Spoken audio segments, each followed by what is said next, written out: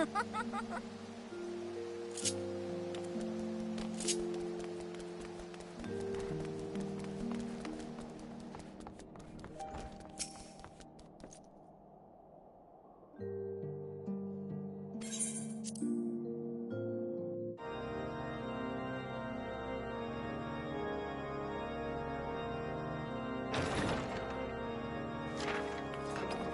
pleasure to see you again, my friend. I take it you received our invitation. Good, good. You of all people should be present.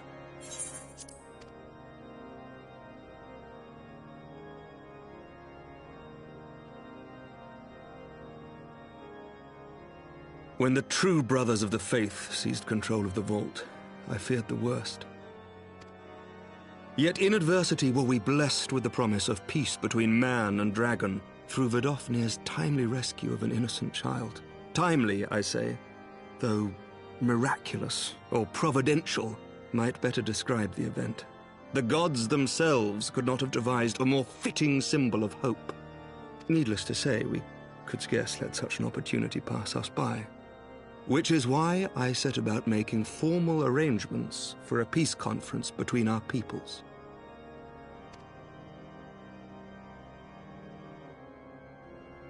You and yours have done more to bring us together than any, and it is only right that you attend. But I confess that is not the only reason I would be glad to have you there.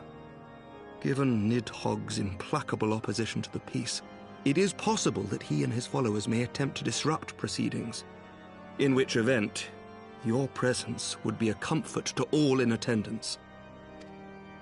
Pray understand, I have no wish to invite the worm's ire. But if our fractured nation is to heal, if we are to move forward as a people united, then we must do whatever is necessary to bring about lasting change.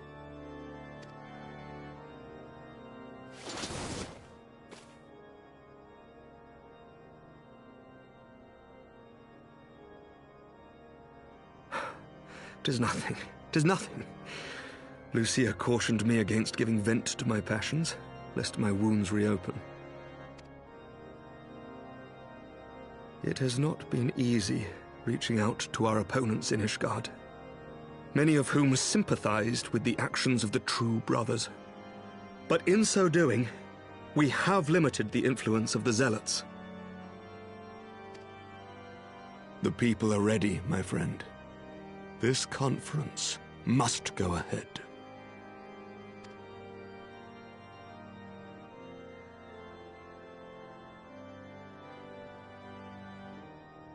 I knew you would understand.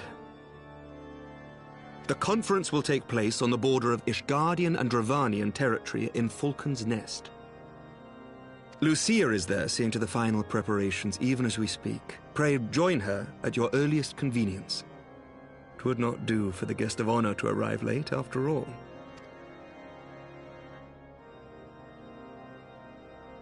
Oh, and one more thing. A drink! We should make time for one. Once the conference is concluded, I mean. By my reckoning, 'tis long overdue.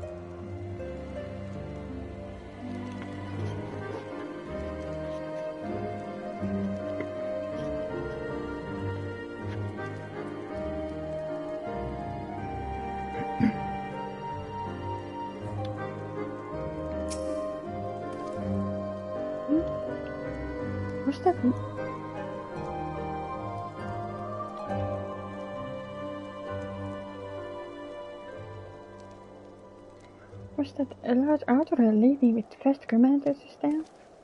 Yeah, it was.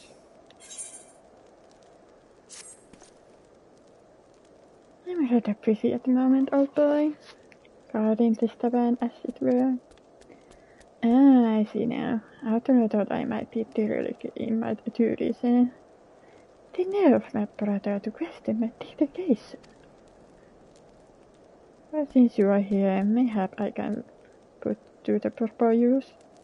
The wasteland beyond walls must be kept safe for travelers. Yet I have been forbidden leaving Falcus Nest. It wouldn't do our esteemed quest to be devoured by wolves, oh no. Yet that is precisely what will happen if we do not guard the roaming pack. Your map, if I may, right there. Those are the points of our scouts marked for the patrol. I'll leave to you, your boy. Come on over. I must return to my ranch. Oh dear. Be careful, my lord.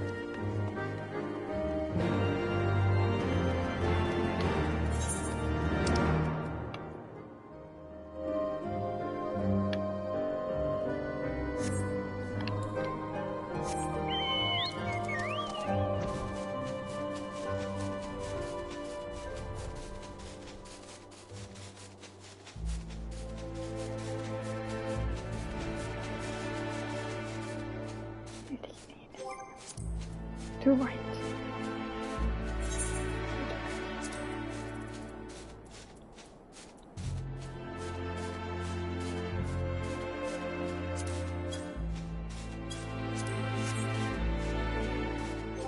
Too much.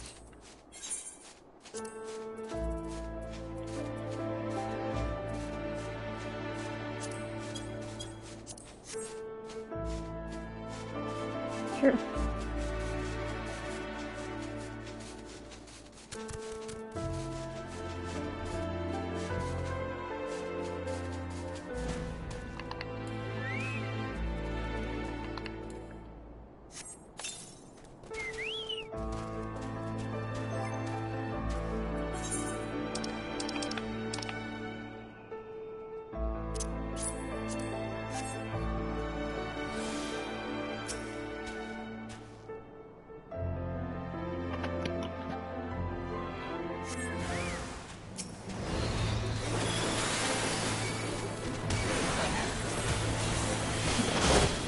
Going all the wolves.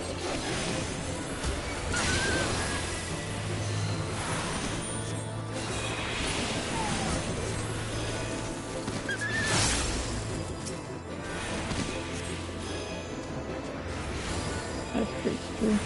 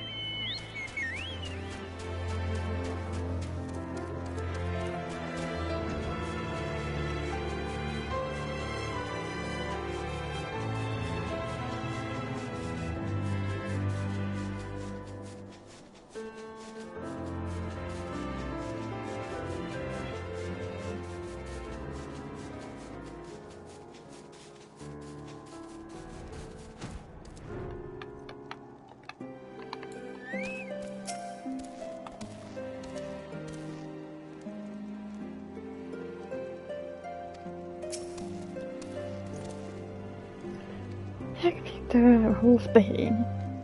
please visit inform you that I have completed my runs, and that all is well in Falkstrest. Oh, and there was a casual fellow looking for you. You know, the one who made the arsonist confess. Clever, that.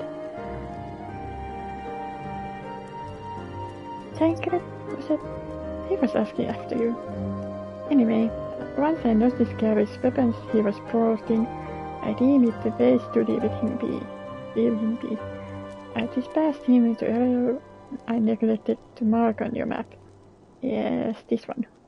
If you hurry, he still might be he might still be there. I just came from there.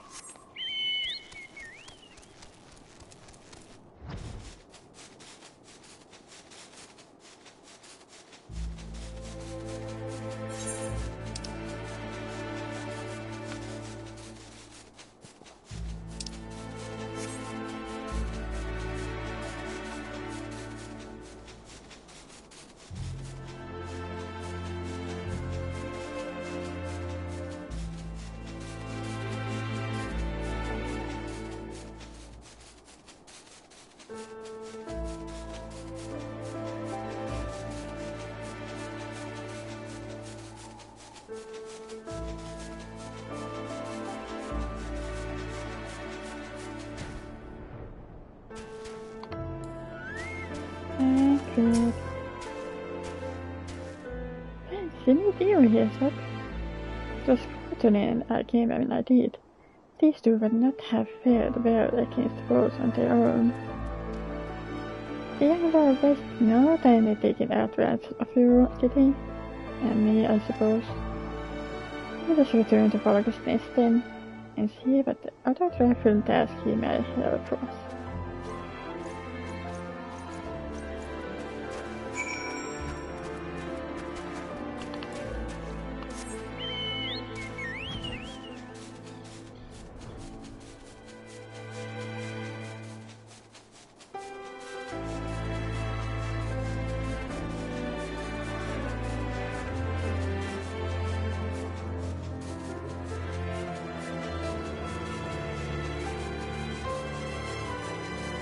Snow.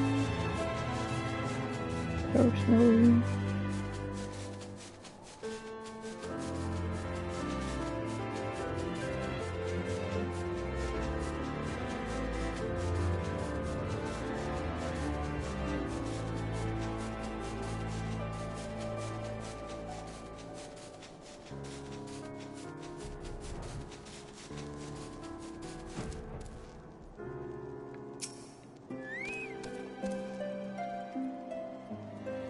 Always the hunger one, every time without fail. And there they are, brave gallant heroes if I ever saw them. Comrades in arms, reunited at last. By self-sacrifice have you granted the safety of our many quests. On behalf of Iscard, I thank you both. And with that, there is not too left to do but enjoy our well-earned respite. Oh.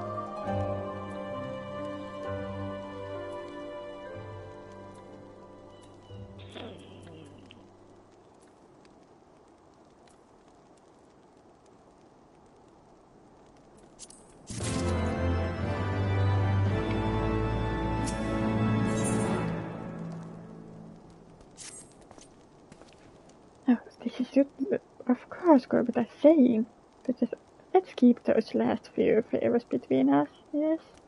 After I would understand. Right then. The first floor of those barracks has been converted into tavern for the duration of the conference. Why don't you go and have something to eat? For my suggestion, with which I agree. Go ahead, Isaac. I will join anon.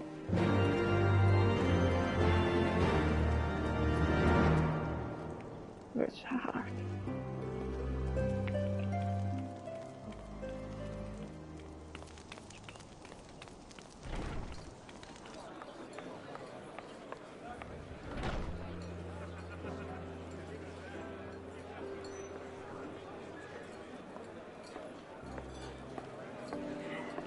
Welcome, welcome. Find yourself an empty seat and I'll be with you in a moment.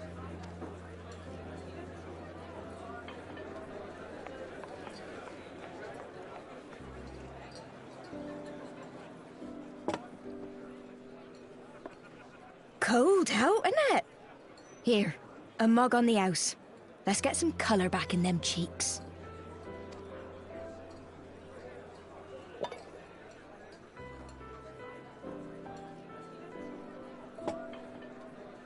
Freed food will be a bit longer than usual. We've got a lot of hungry folk to feed, what with the conference and all.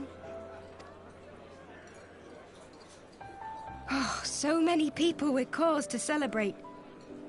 To think there could be peace in our time, after all them years of fighting. When I heard about the conference, I knew I had to come. I knew I had to be here, to do my bit. My husband, he died fighting the dragons, you see. And here we are, about to break bread with him.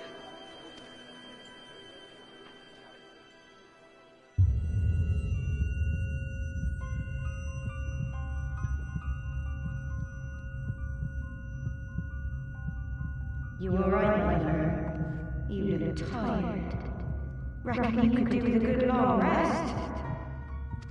After all you've done, I say you're dead.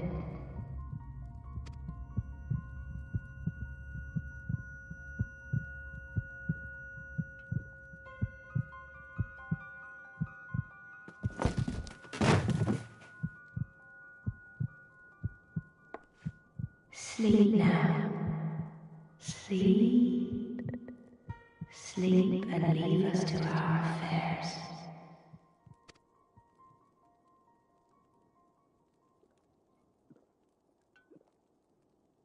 This was never your fight.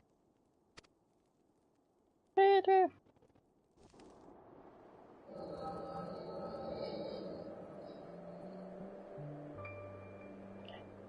Maybe it's not transferred.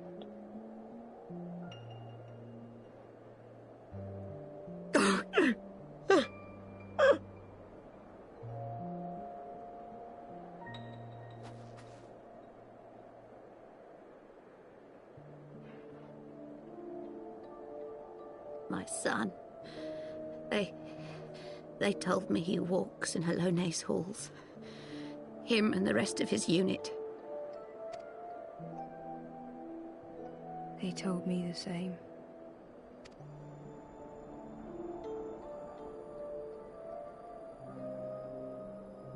I expect they think it's comforting. Every time I come, I cry. I cannot bear to remember, but to forget would be 1,000 times worse. Yet that is what they would have us do. Accept this truth for the sake of peace. Bury the past and look to the future. No. But he was my future. My flesh and blood. My heart.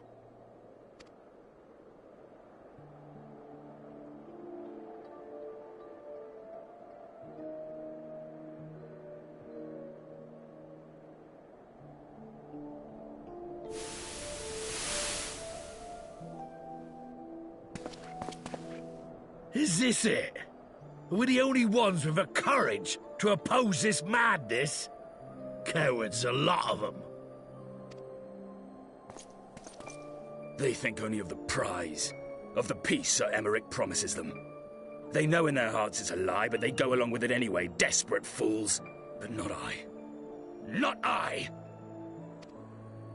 I see the worm that killed my brother in my dreams every night, and I will not rest until he lies broken at my feet.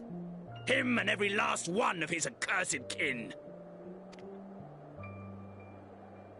All this nonsense about Kings of Eld, as if I care what they did or didn't do. Makes no difference to me and mine. Have the dragons sued for peace in 1,000 years? Are they bollocks? It's a bloody ruse is what it is, and Sir Emmerich and the rest of them bloody fallen for it. But what can we do? They believe, and naught we can say will ever change their minds. Whether we like it or not, man and dragon will come together at Vulcan's Nest, and all will be forgiven. Forgiven and forgotten.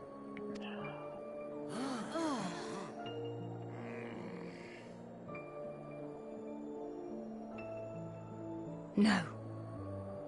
I will not let that happen. Oh? They will remember the true face of the enemy. I will show it to them. And we will rise up against them once more.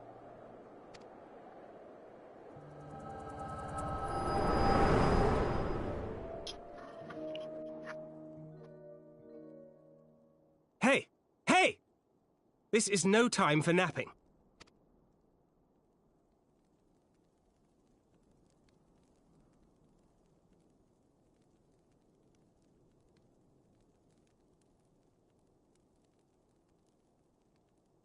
Do you have your wits about you? Good. Come with me. We have a crisis on our hands.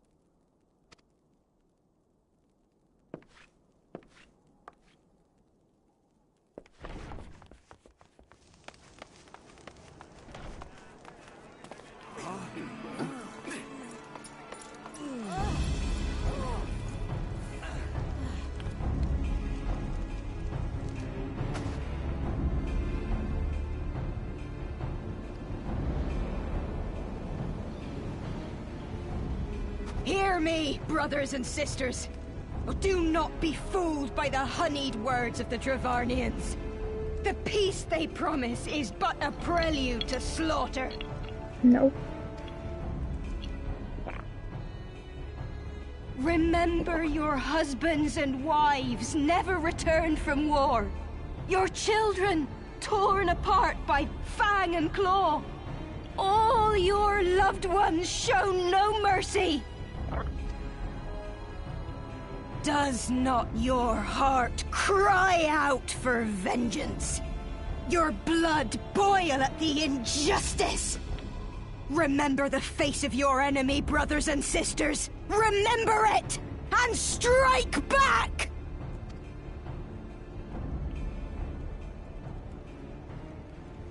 You there! Don't just stand around gawping! Do something, man! Stop her! Yes, my lord. Silly.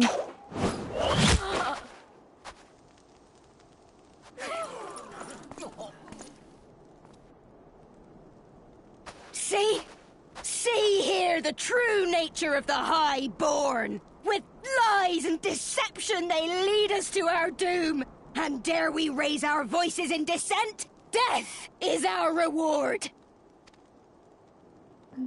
This is the choice they have given us, brothers and sisters. Death by dragon's fang, or death by nobleman's command. Death to all we hold dear. I spit on your choices, noblemen! You will take no more from me! No more! No more!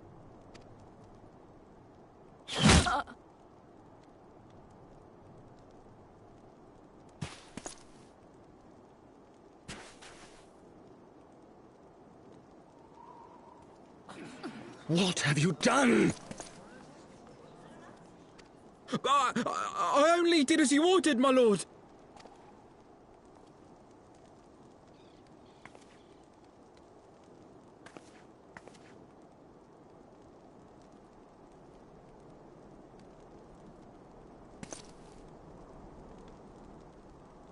I gave no such order.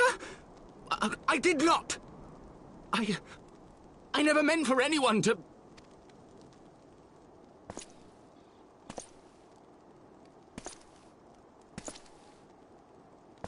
Is that right?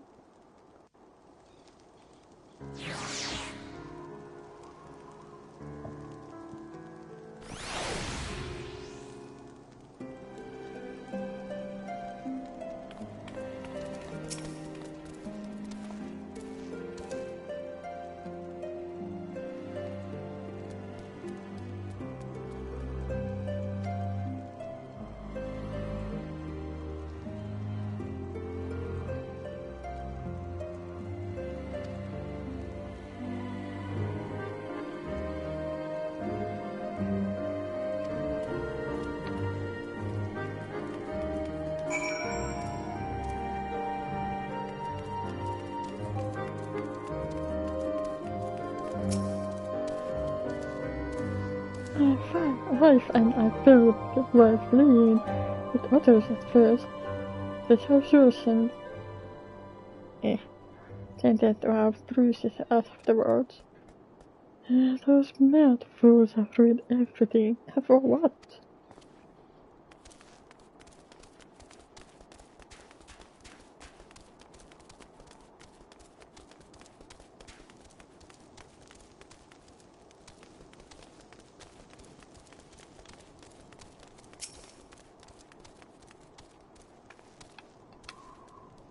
I heard rumors that the young lord was drunk and fool, but Impressive thought it would be a good idea to let him have a run of Folk's Nest.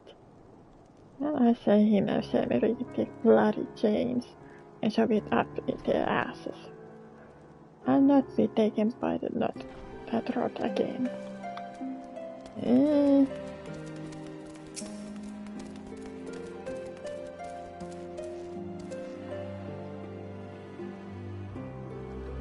Never wrong resort to violence, but when I heard her speak, her words were dagger in my heart. Who are we to decide that enough is enough? That the cause of justice can never be answered. Will this be the end of it, or will there be others like them and the true brothers? I do not want to bear steel against my kinsmen ever again. I do not know if I ever even can.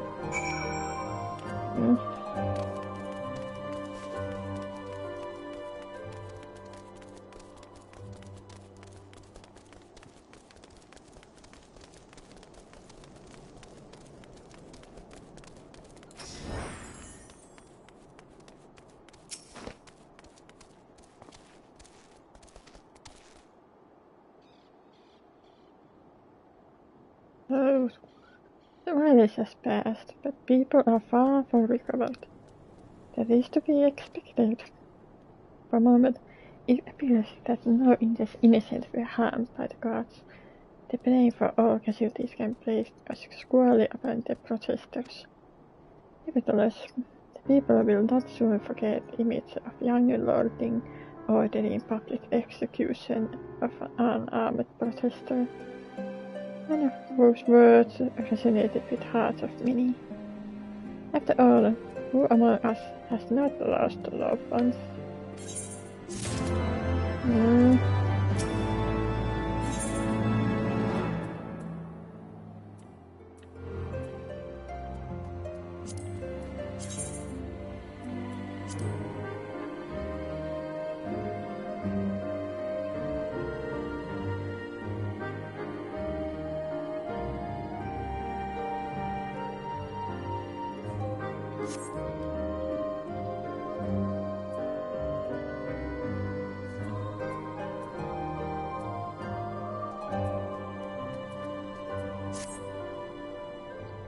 Arthur and the first commander should have returned by now.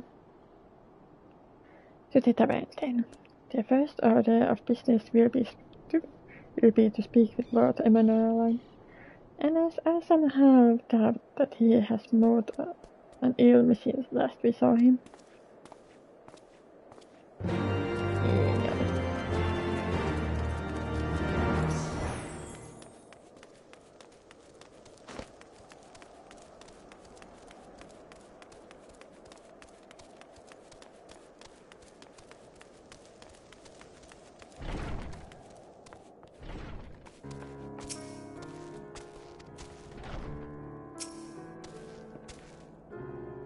Take me, what a disaster. I should never have left.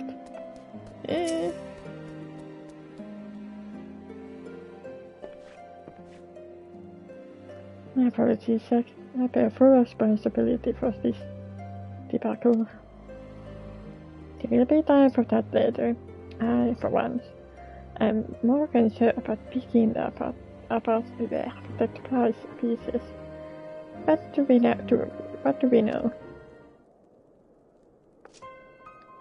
According to initial reports, this protest was orchestrated by the young woman whom Lord Emanuel had ordered shot.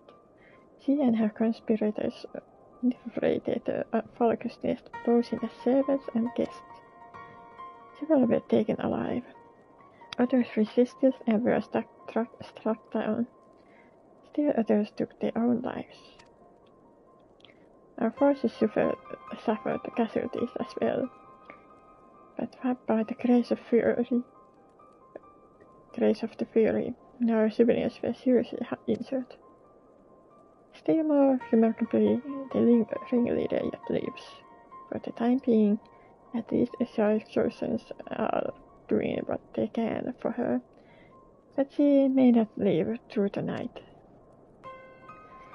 Given the impeccable timing, it is like that the convictors who threw us away from Hamlet were in league with the protesters. Accordingly, we had detained them for questioning. I'll be shown that these villains spent as much effort plotting the failure of this peace conference as we did its success. Well, if the mood of the Hamlet is any indication, there have been more fruitful labors. In the wake of protest, the people seem delusional.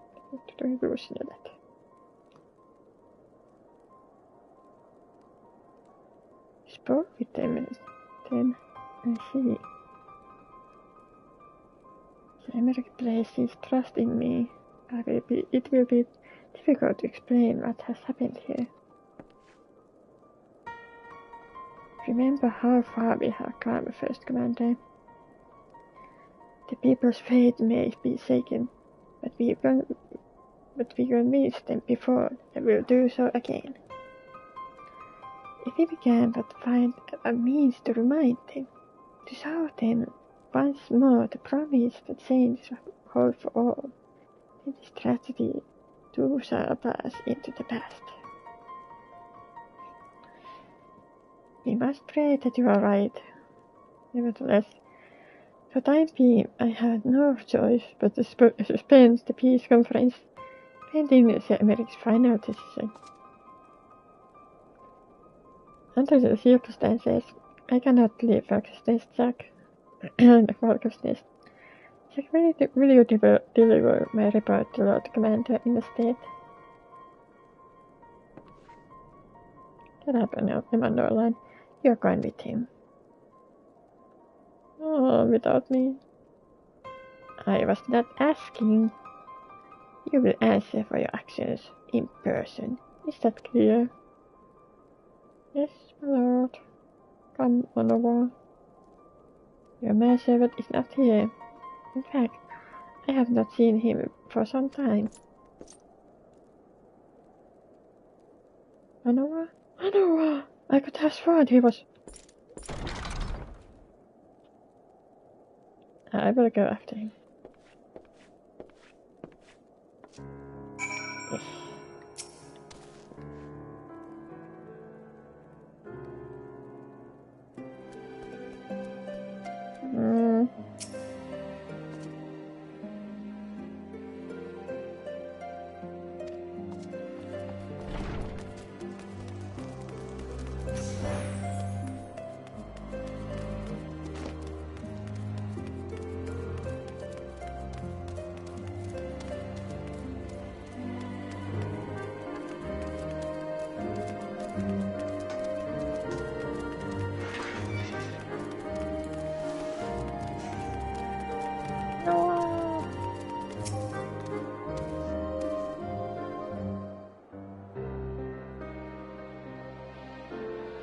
Onawa!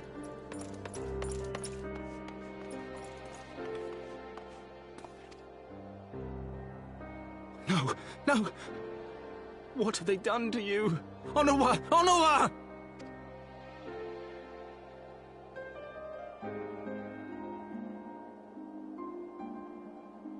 Is that you, my lord? You seem rather flustered. Because of you, you imbecile! What in the seven hells happened to you?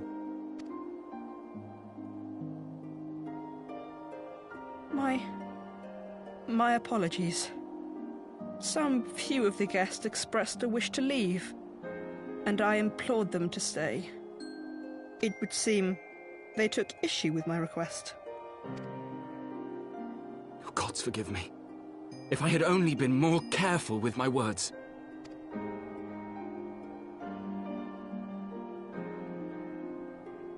Do not blame yourself, my lord.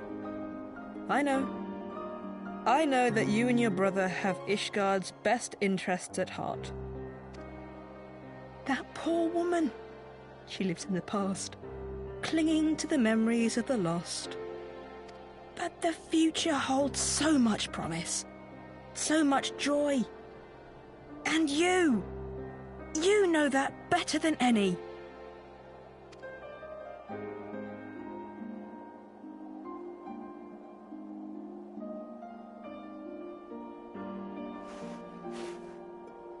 Onua?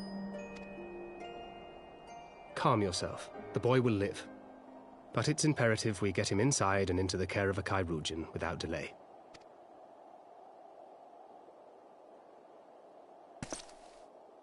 Oh, we were so close!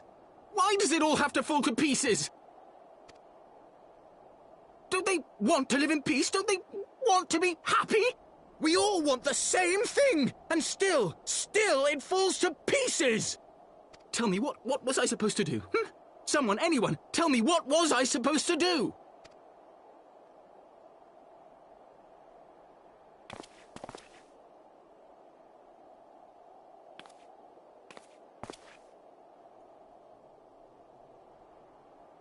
Stop looking to others.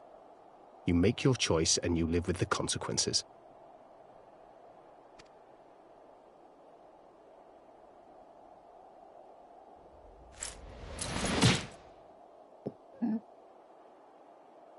And what would you know about consequences? You who always know just what to say and just what to do. Your every deed is greeted with a round of applause. No.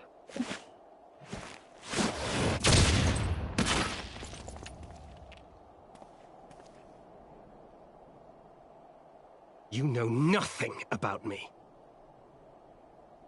I have fought tooth and nail for the people I hold dear. Done everything in my power to save them. And I have failed. Learn to live with it. I have.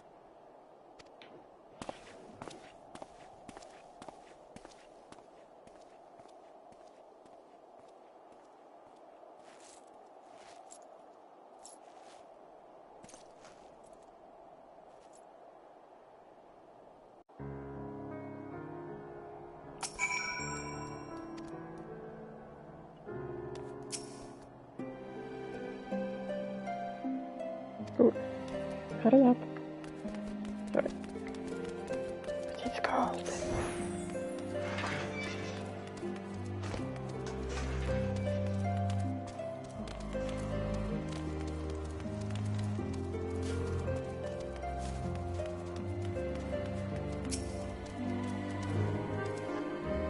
I may have overreacted. It needed to be done. It was becoming hysterical. I understand the desire to look for reasons, for excuses, to convince yourself you had no choice. The past is the past, and there is no to be gained from reliving your mistakes. I know this, but he...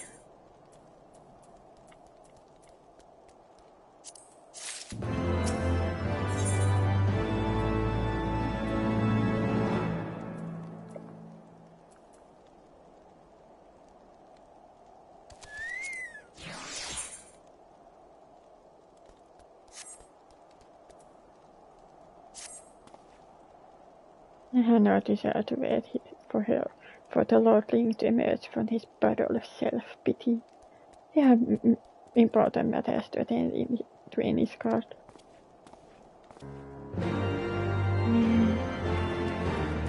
I know.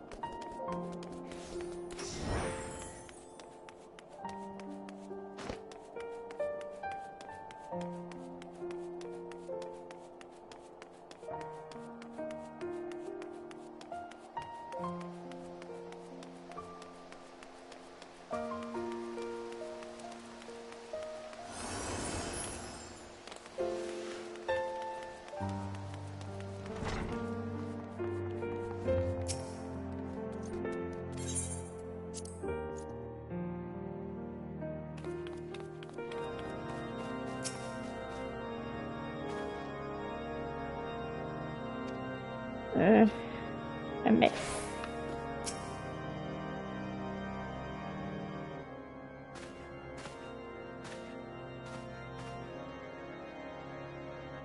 Rutherford's demonstration and its resolution outstrip you. Zack, every man and woman south of Isgard has heard the tale. It's rumored that my youngest lack of judgment was to blame, of course. Such stories are prone to exaggeration.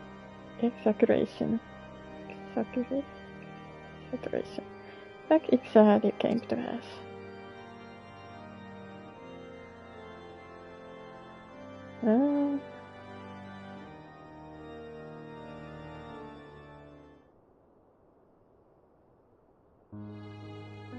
I see. So that is the truth of it. Regardless of his intent, the result is undeniable. He has furthered the cause of this misguided few who cannot let go of the past. In an instant, the delicate peace were poised forth is once more beyond us. To dwell so deeply on the war and vengeance it begets, only for that too to be taken away. Is it any wonder that they were left bereft?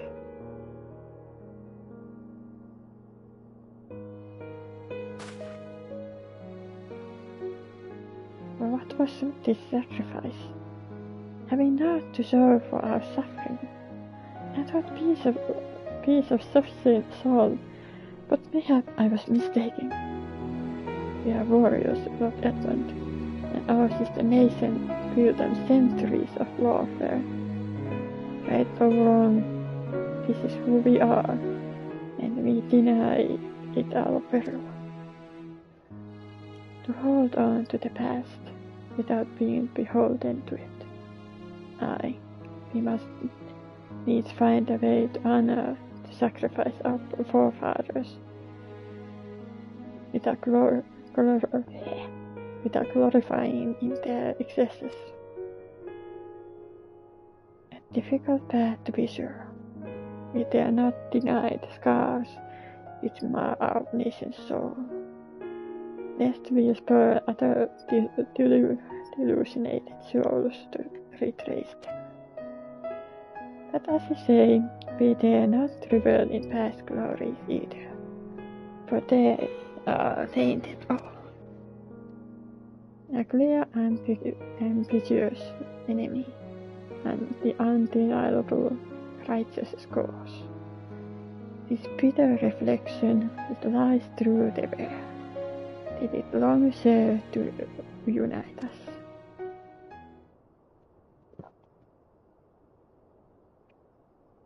No truth will ever serve us well, I fear. Yet, we are not without options.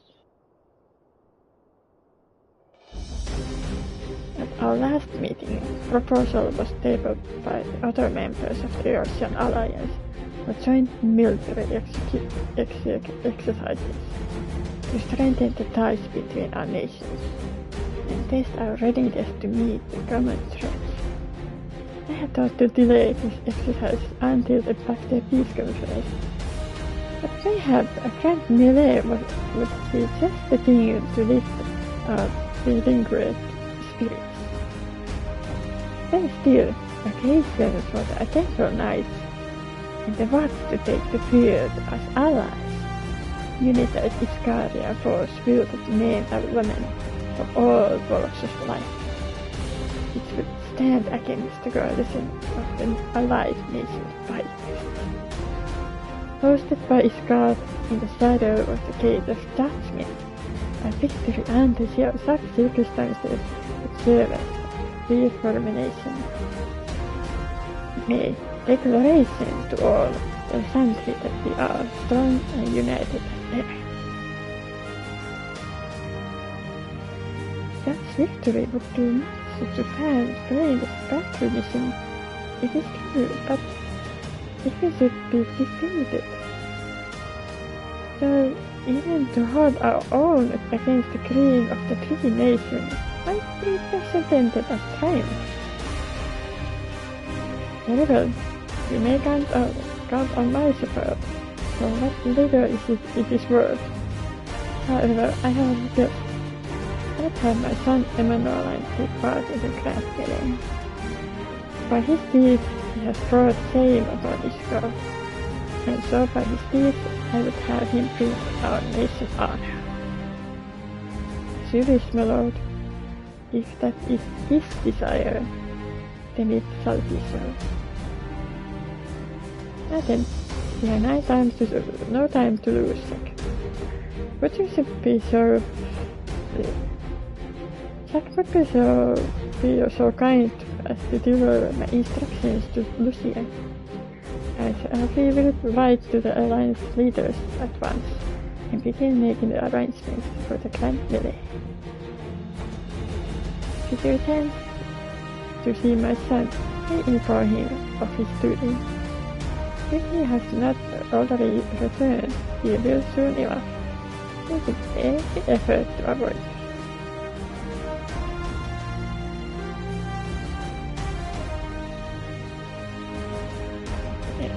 Let's go.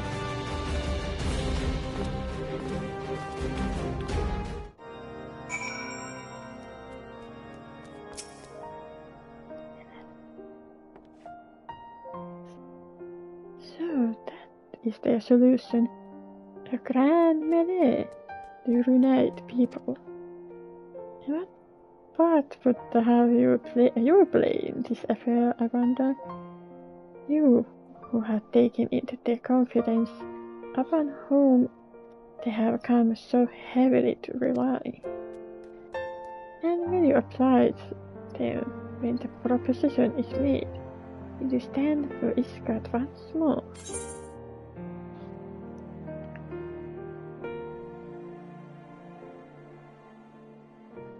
Well, we have come this far, have we not?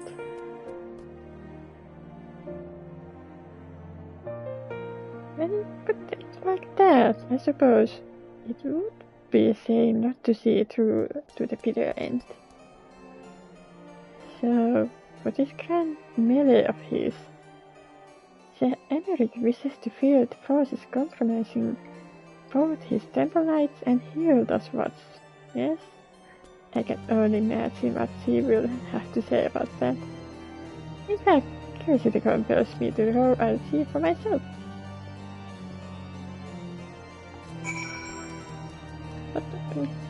Okay, Lucia. I'm gonna stand at the table, I tell you. Helmet Jack, have you spoken with Sir Emeric?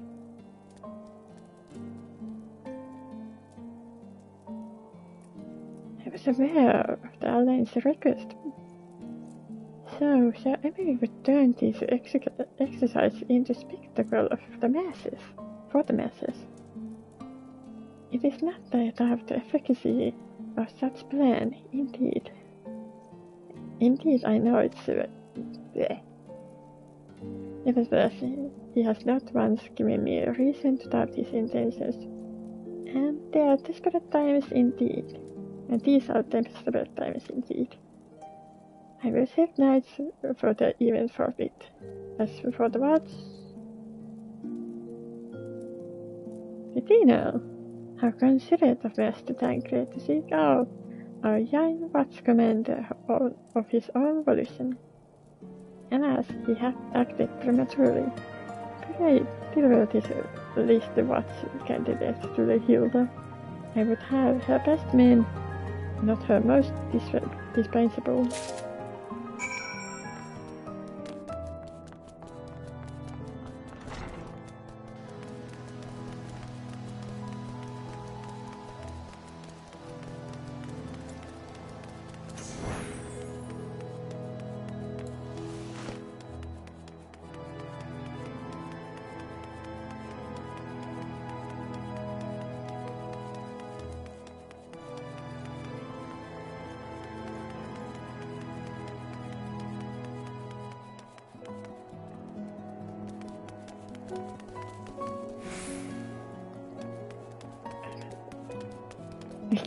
Too fast.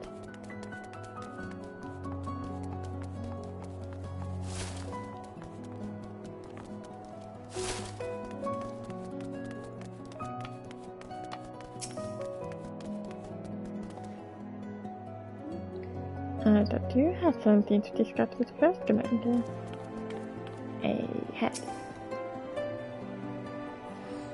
Bloody fool, does he realize he'll have to sit this one out?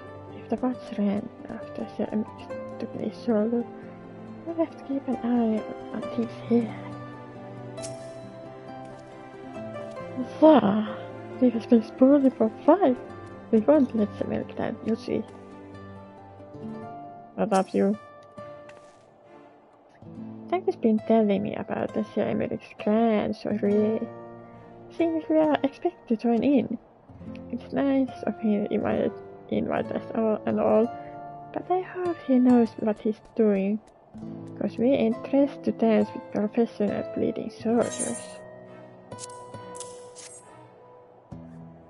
Oh well, seems the first commander's gone and handpicked out her guests. Can't say I disagree with her sources though. Oh, she's got a good eye. You'll be fighting too? Reckon it would try the lads if you were. Might take their minds off to getting the hide stand and all. Think about it, eh? I had to ask, but I haven't seen our favorite wording, have you? I thought not. On the assumption that he is not to be found in his father's loving embrace, I suggest we split up and look for him. I will search foundation and use the pillars. Okay.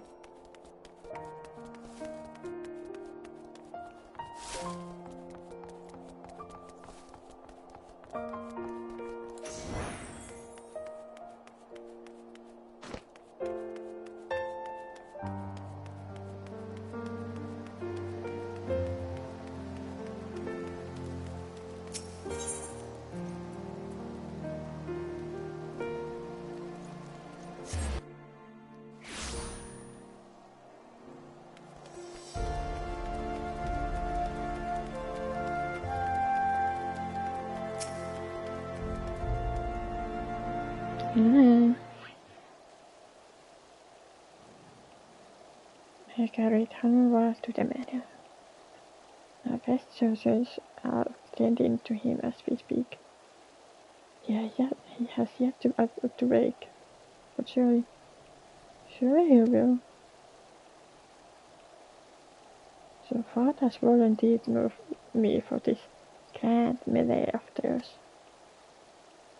My beloved family, always making decisions for me.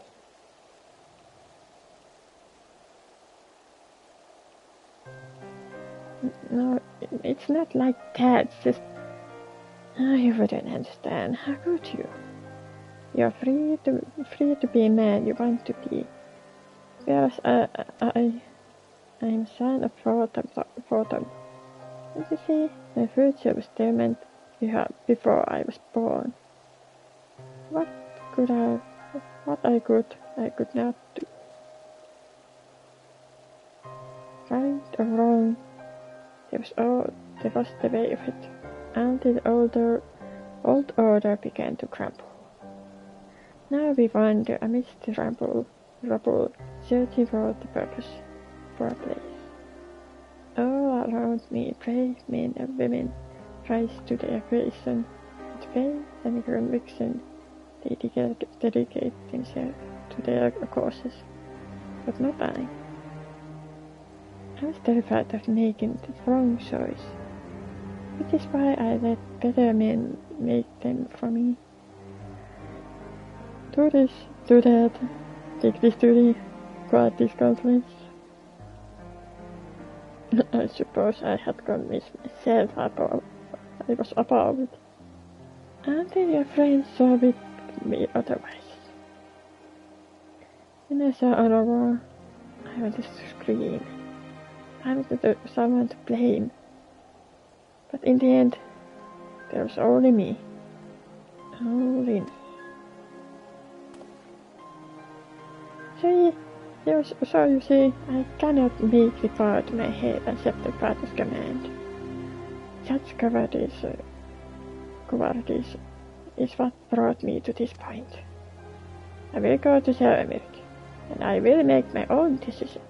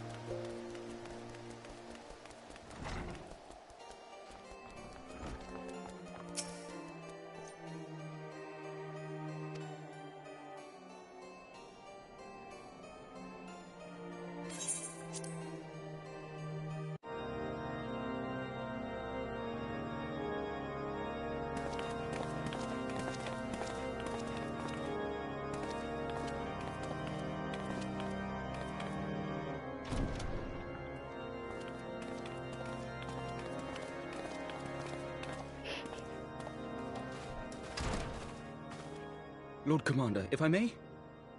I wish to speak with you before the Grand Melee.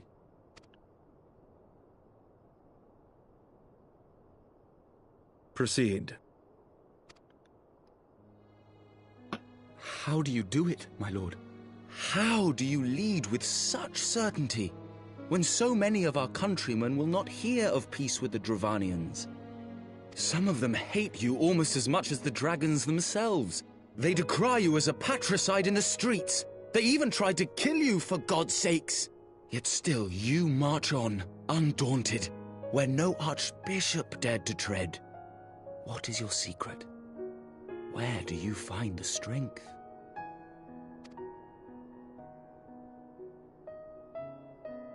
For centuries, our nation has been punished for the sins of our forefathers. If our punishment is to end, I believe we must right the wrongs of antiquity and move forward as a nation united. Needless to say, my father did not share this opinion. He did not believe the people strong enough to bring about their own deliverance, trusting only in himself. Tyranny seemed to him the only solution. But I have faith in the people, Lord Amanalain. I have faith that they will weather this storm and overcome every trial we set before them. Many have fought and died to see this blight upon our nation's history cleansed, and I would not let their sacrifices be in vain. Though we invite reprisals, the risk is worth the reward.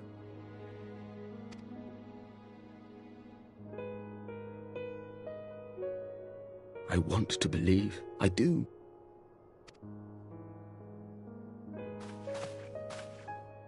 Lord Commander, through my careless orders, a pall has been cast over these proceedings, and I beg the opportunity to make amends. I, Amanalain de Forton, do hereby request leave to take part in the Grand Melee.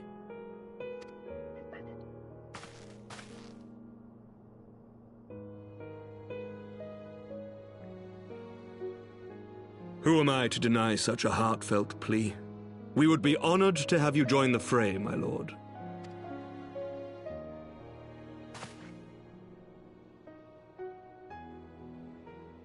You'll take charge of the Ishgardian forces?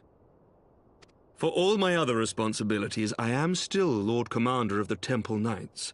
And I would not soon yield this duty to another. The esteemed Sir Emeric leading the Temple Knights and the Watch into battle along with my youngest. I could wish for no more. Then you wish for too little, my lord. There is another who might yet join the fray. An indispensable ally to whom we owe much and more.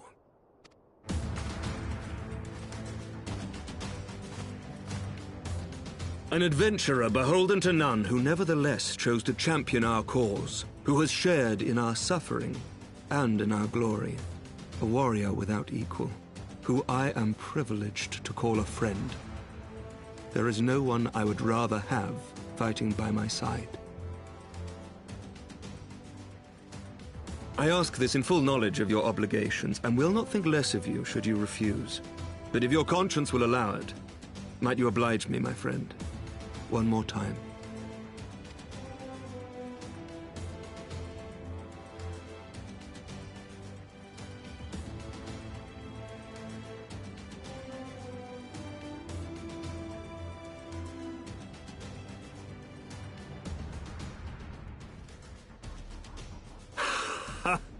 Together we shall give the people a spectacle for the ages, a celebration to mark the dawning of a new era.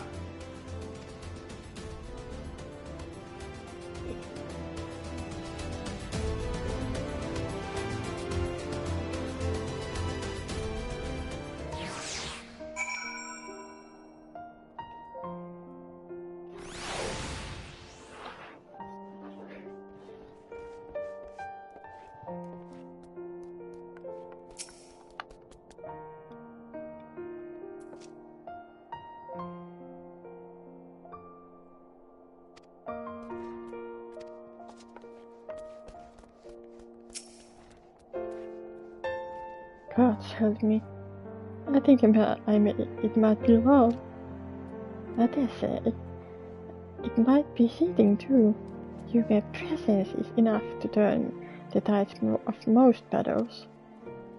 And did you see the way his eyes lit up when you noted? There was a look of boundless relief and joy. One would think politician more practiced at concealing his emotion. Still, his honesty does him credit. For a moment, I was fairly inspired to pledge myself to the cause. But that would be improper. It is their fight, and yours, but not mine.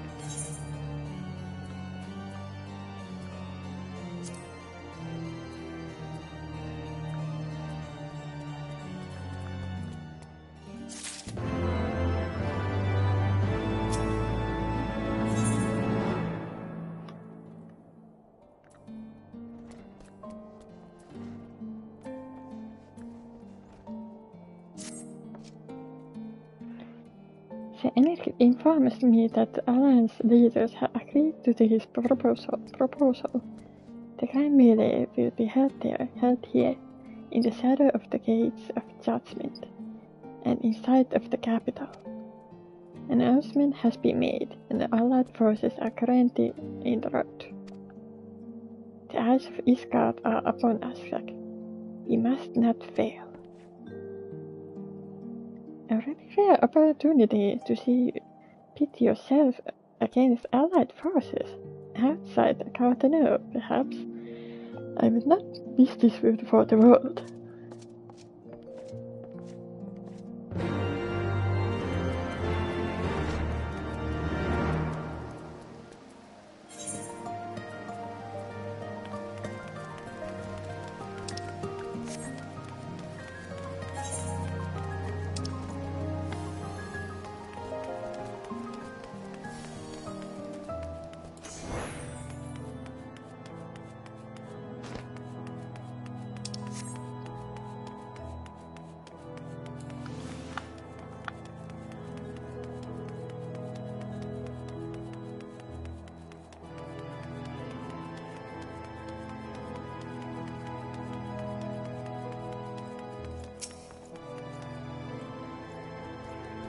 Crossing steps.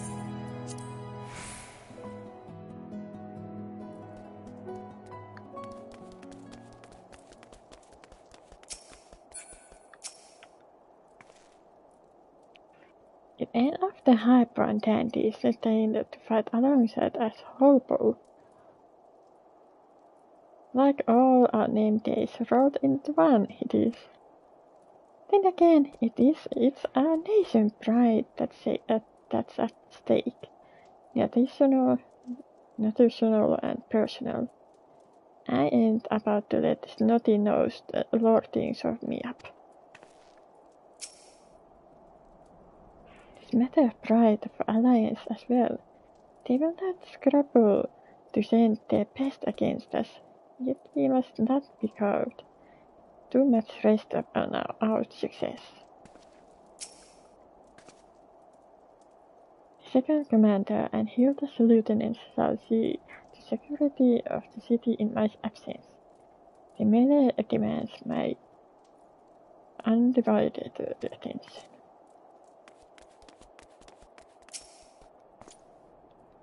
There is, I said when you didn't appear. I began to question. Nothing, never mind. To think that we are mere moments away from facing the cream of Eorzean soldier in battle, that I am mere... What if... Oh, what I'm saying, I have to stop imagining the worst. I must think of the victory, of the glory, of the stories I will tell Honora when he awakes. I'm not white much in there.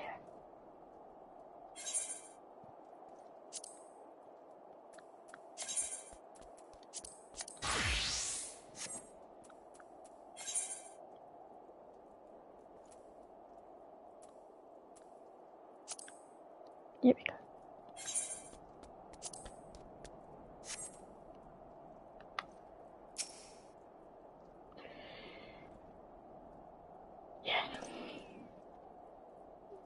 I'm ready, Audrey. Are you? Kind of. By the fury, how could I forget? Father bid me present this to you. I know it's sudden, but we believe the men would find it inspiring if you brought the colors of House for Tom in battle. Pray to us this honor.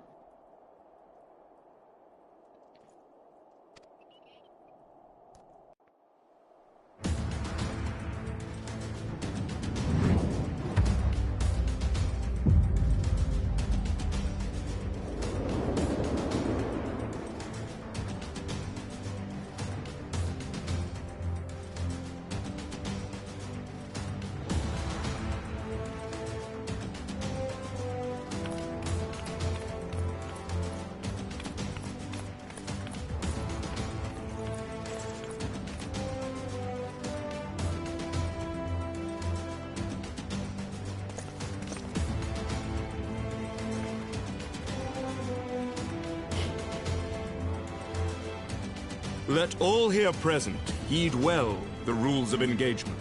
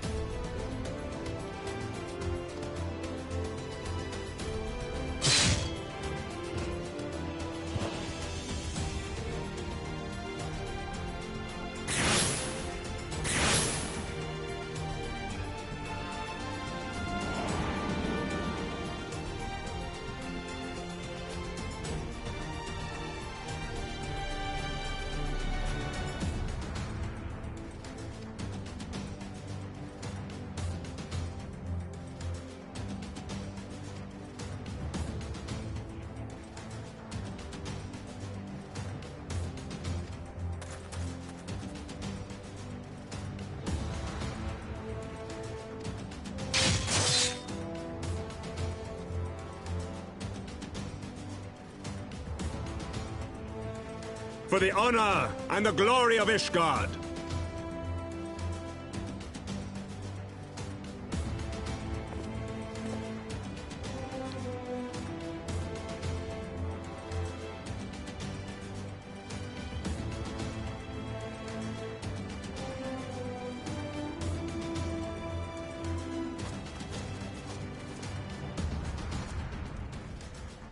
All is ready then. Very well. Brave men and women of the Eorzean Alliance, let the grand melee begin!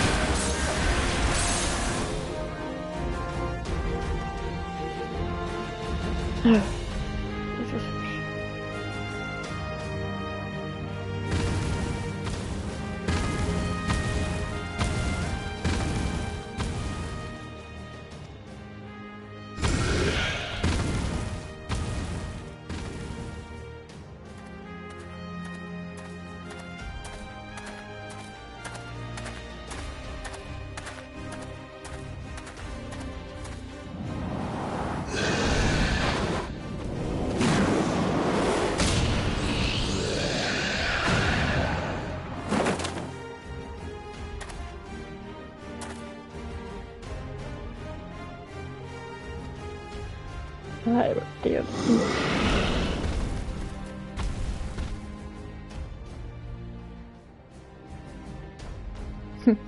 That's so. You heard the man. Back to it. All forces from the Alliance are on sack. Now.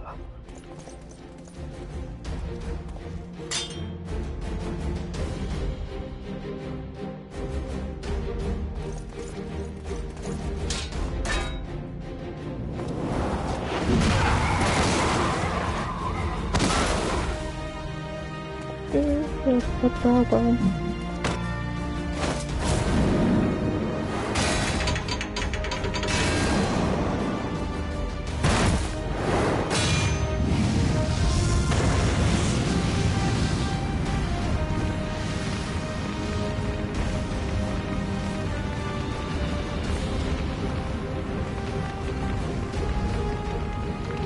Damn it!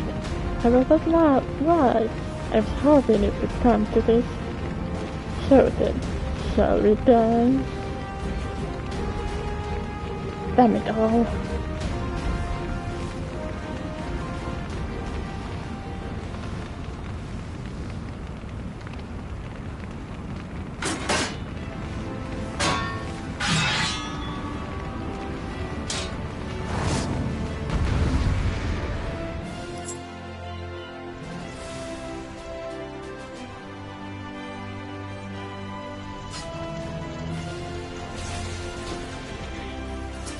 Let's go up on.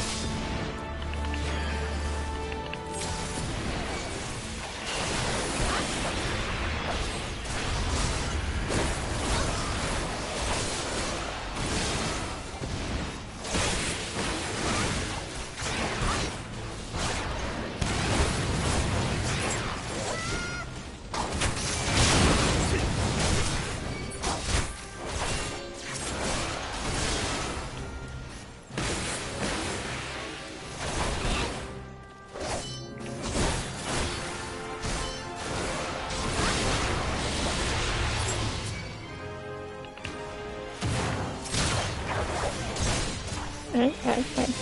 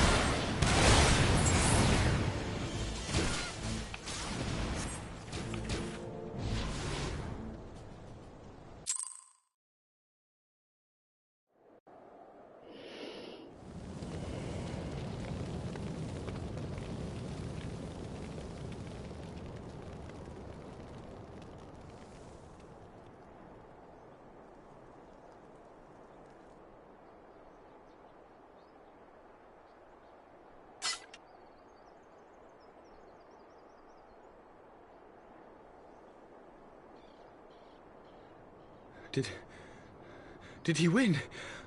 Then we...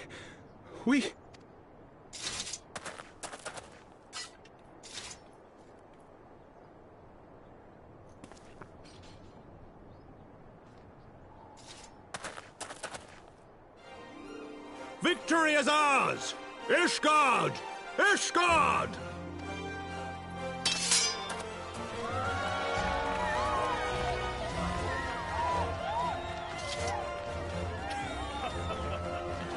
Well fought! Well fought, my friend! You truly are the warrior of warriors. Thank the Fury you were on our side.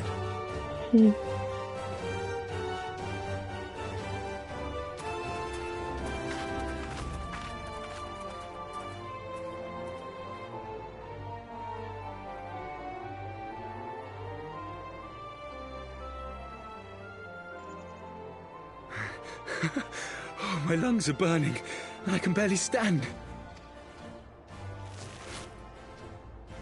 I didn't think I could do it, but then I did. We did. We faced the Alliance's best, and together, with one heart, with one purpose, we prevailed. After 1,000 years of hardship, of strife and bloodshed, we are strong enough to rise to any challenge, be it on the battlefield or beyond. The future holds so much promise, so much joy. We need only show them the way.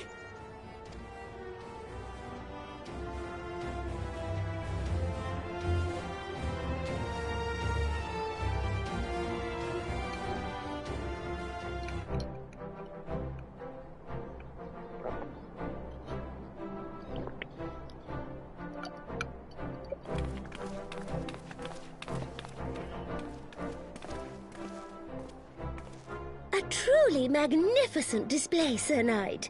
While doubtless less than pleased, I am quite sure the Grand Companies are honored to have been bested by such valiant warriors.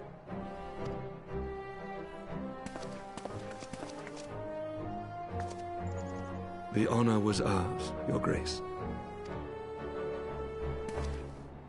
I am pleased to see that Ishgard's proud martial tradition is being upheld.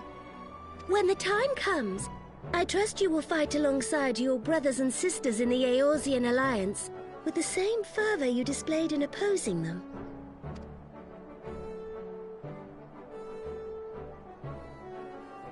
I note that our friend elected to take the field in Ishgardian colors. At my behest, Your Grace. If we have given offense, the blame lies with me.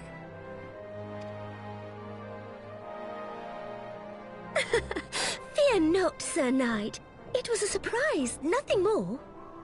And any hint of ill feeling was thoroughly dispelled by the spectacle of our mutual friend's duel with General Raubarn.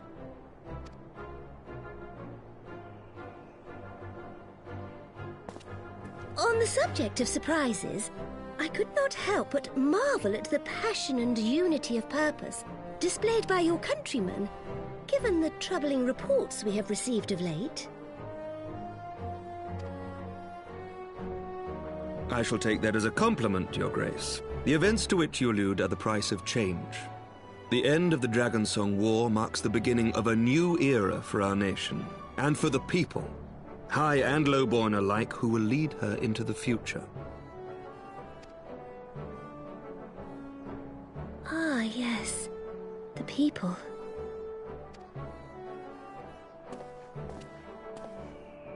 Change is indeed a perilous thing, for we who seek it, and they who fear it. I shall pray for Ishgard, and for you.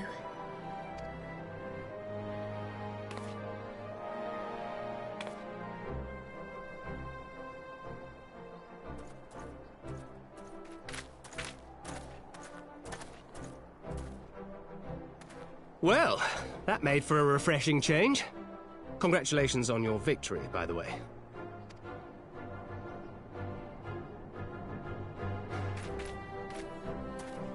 Ishgardians certainly seem happy with themselves. I, for my part, am merely glad you did not strain anything in the process of single-handedly winning the battle for them.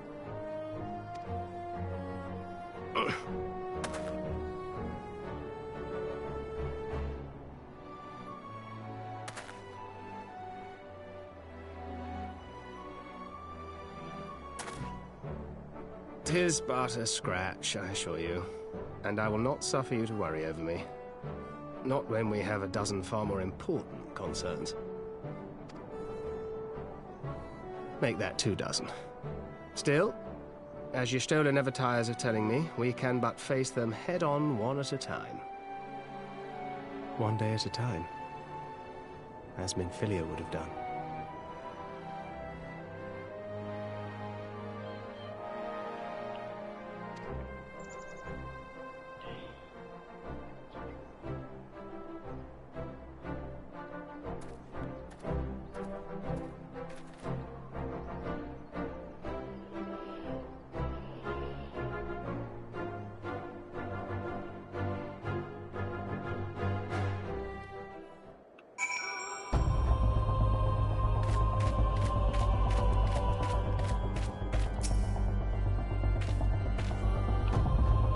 As long as I live, I shall never forget that duel.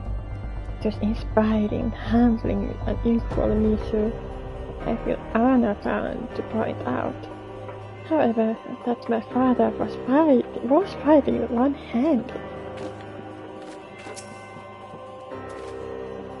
So, balls.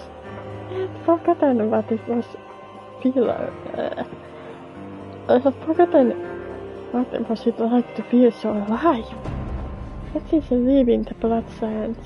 Have I had the privilege? What seems the fool of Alamigo hang up his swords? Back then, the outcome might have been different. I do not regret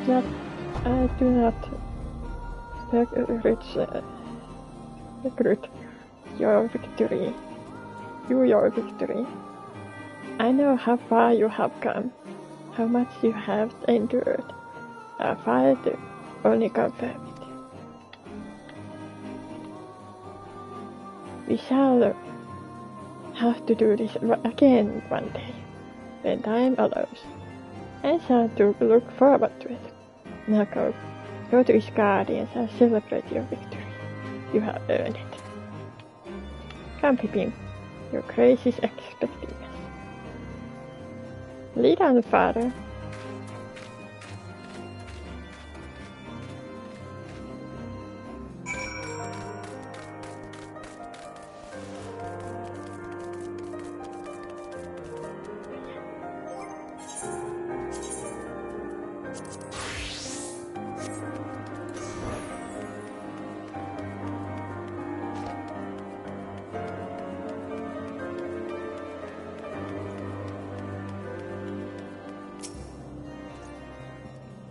What are we waiting for?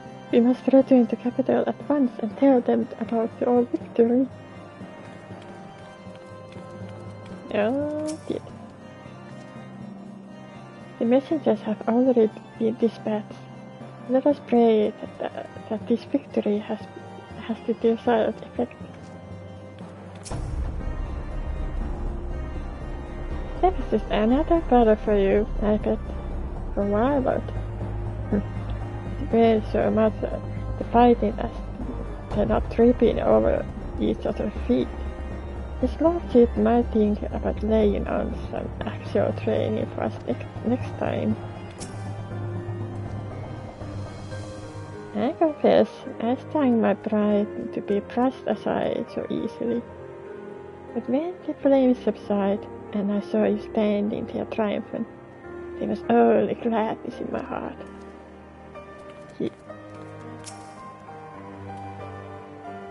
Said your goodbyes?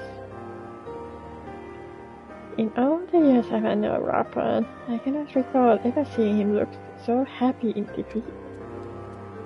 Well, everything seems to be falling into place, doesn't it? The Isgardians have claimed their symbolic victory, and the Ocean Alliance has been strengthened in the process. Be proud, Zack. You made this happen.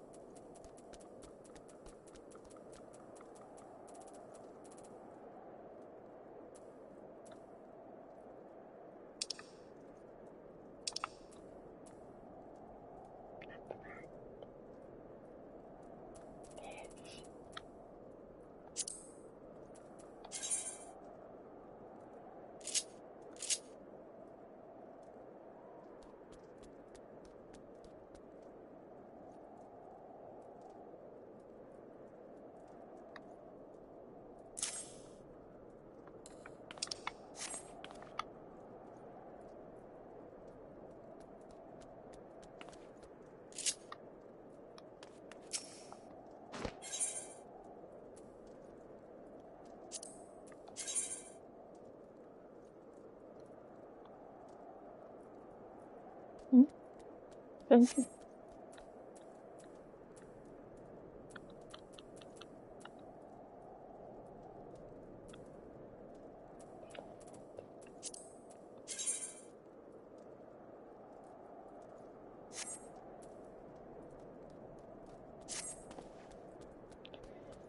Yeah, done it.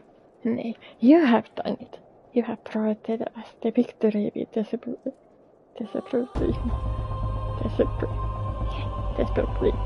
needed. There's no other left but to return to the capital. Come, let us see what reception awaits us.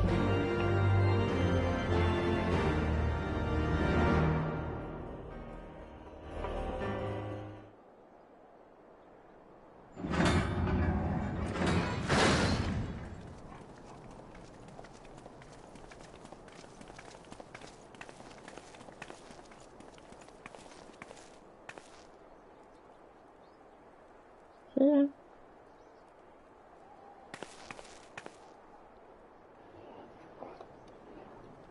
My lord!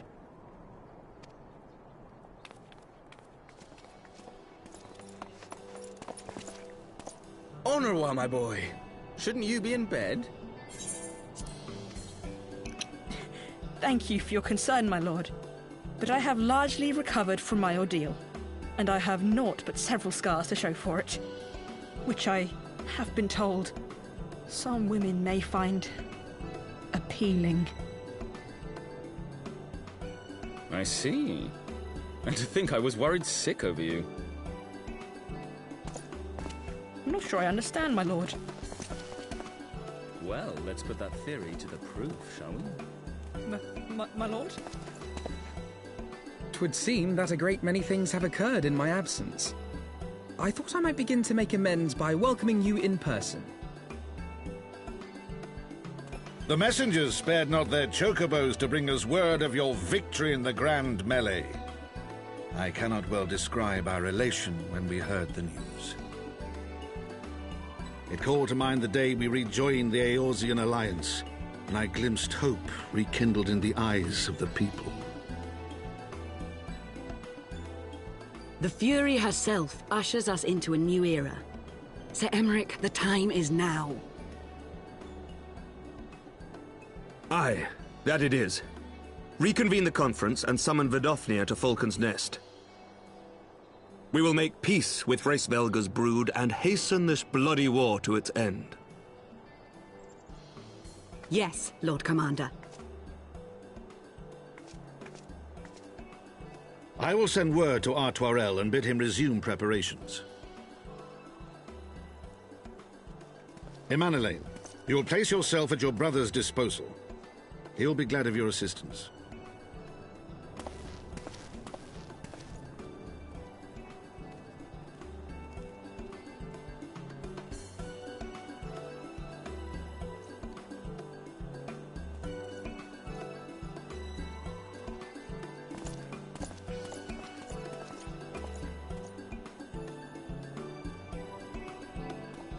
No stopping it now, is there? We should inform Y'shtola and the others.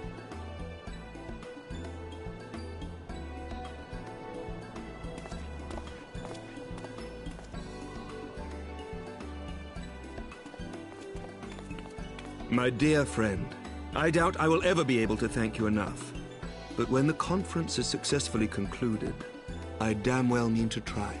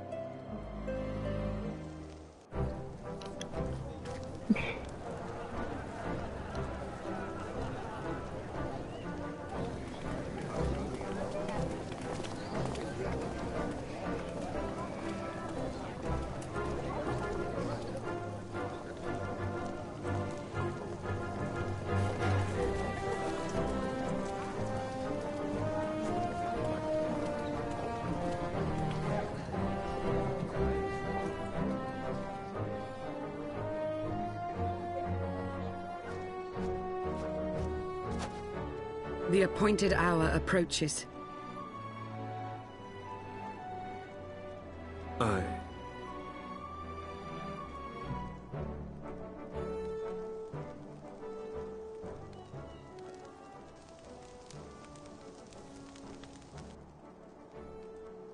She begged leave to watch the proceedings. I saw no reason not to grant it.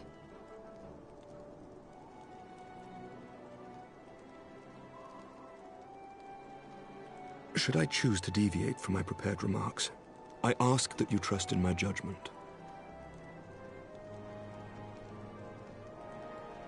Have I ever done otherwise?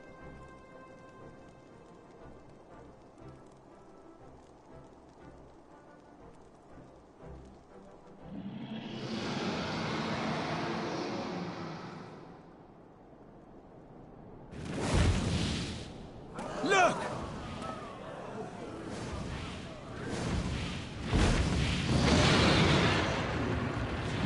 The White Dragon! Ah, how long it hath been since our peoples met thus, children of Thordan, even by our reckoning. Vidofnir, daughter of Hraesvelga, we give thanks for your visit, and bid you welcome to Falcon's Nest. Our sire bade us hearken unto the whispers of our hearts. They spoke to us of a paradise lost, of bonds of brotherhood which they yearned to see restored. Ours too yearn for such a restoration, and they have guided us here this day, that they might yearn no longer.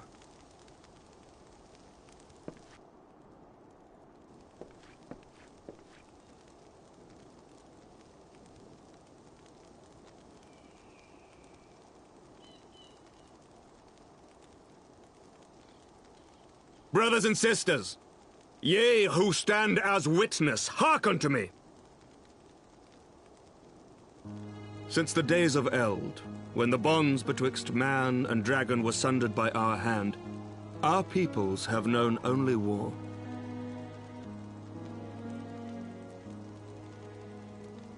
Bloodshed without end, losses beyond counting, and still we fought. And still we fought.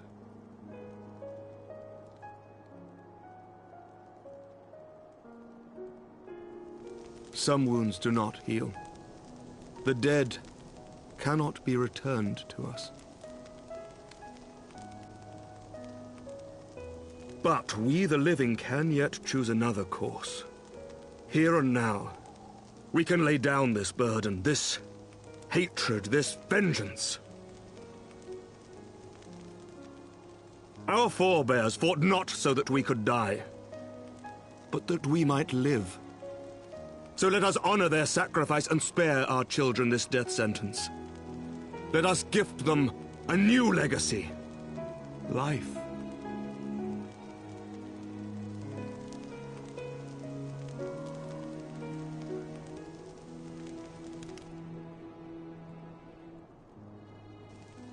Betwixt our peoples yawneth a divide deeper than the deepest abyss, wider than the widest sea.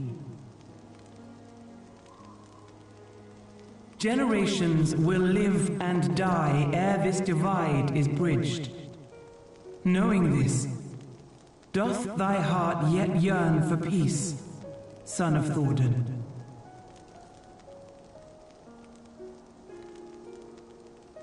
Look now on the legacy we would leave to our children.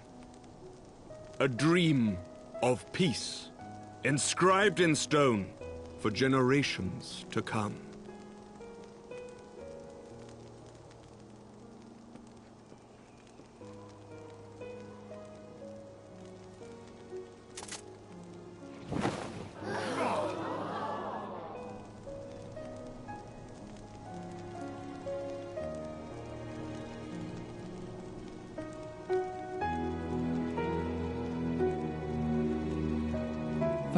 his beloved, as they were so long ago, happy and at peace.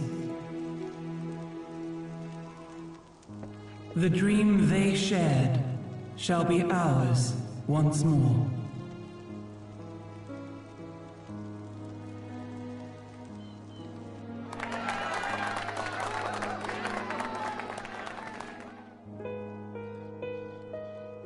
Never!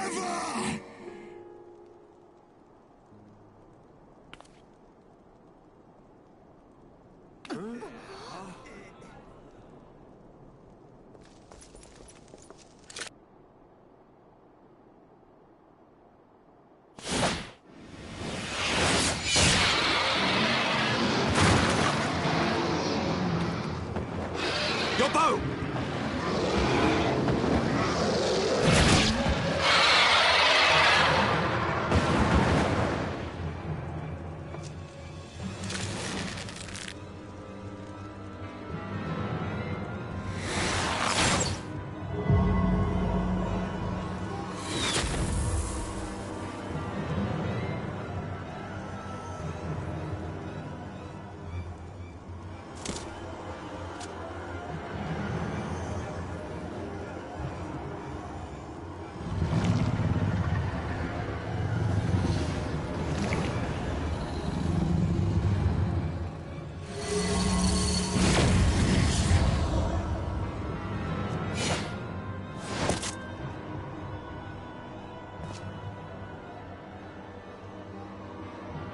Child of Dravania, art thou grown so forgetful that thou wouldst forsake kith and kin and consort with the spawn of Thornton? That thou wouldst dare contemplate peace? Hearken unto me, all of you! The final chorus is nigh, and all will be held to account. All will bathe in the flames of retribution. Till the coming of that day, look you on your sins and despair, for none shall escape my wrath. None shall escape my revenge! 7 hells.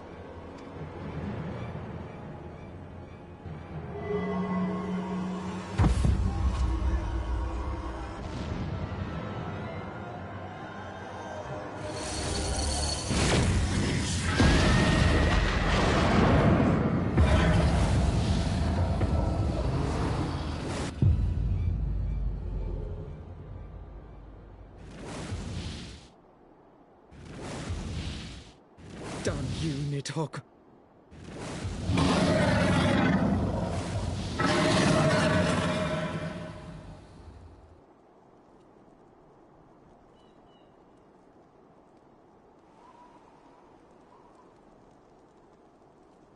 Hells, take that worm! While he lives, we'll never know peace. Aye! There'll be no end to this war till Nidhogg is dead and gone! So let's kill the bastard and be done with it! Death to Nidhogg! Death to Nidhogg! Death to Nidhogg! Death to Nidhogg! Death to Nidhogg! Death to Nidhogg! Death to Nidhogg! Death to Nidhogg! Death to Nidhogg!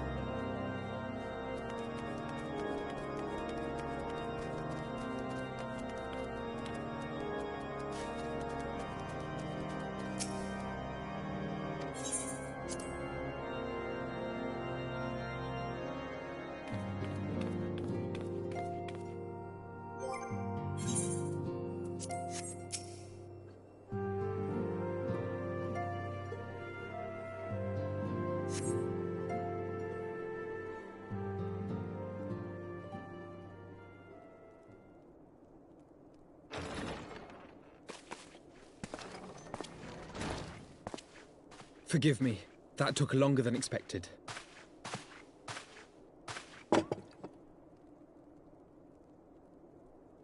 You seem puzzled. Oh, these. I thought something warming might not go amiss. It was not all that long ago that we sat here, you and I. In our very own falling snows, as Lord Horshvon called it. I still struggle to believe he is gone. And Azelle, too. I had such hopes for her.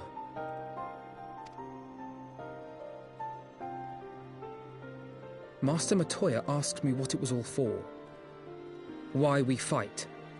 And why we die. Were I still commander of the Braves, I would doubtless have replied, for the future of Eorzea. But I'm not that man. Not anymore. I needed a new answer. One that I could live with. And when I saw Estinian at the ceremony, I knew at last what it was. I do not want to be a man who sacrifices his friends and family for a cause. I want to fight for Estinian, and I want to save him. When Nidhogg leads the Horde into battle, Ser Emeric and his forces will do what they believe must be done. That is their choice to make. Yet even if Ser Emeric is willing to forsake Estinian, I am not. We must fight for him, for he is our friend and ally. We may struggle, we may fail, but we must try.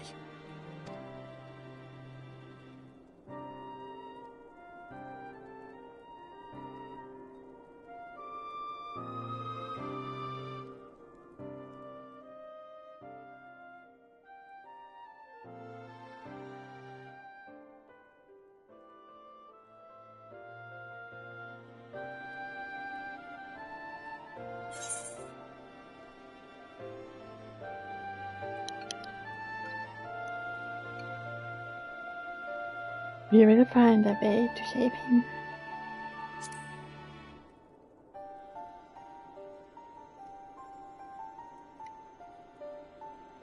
We will. I know we will.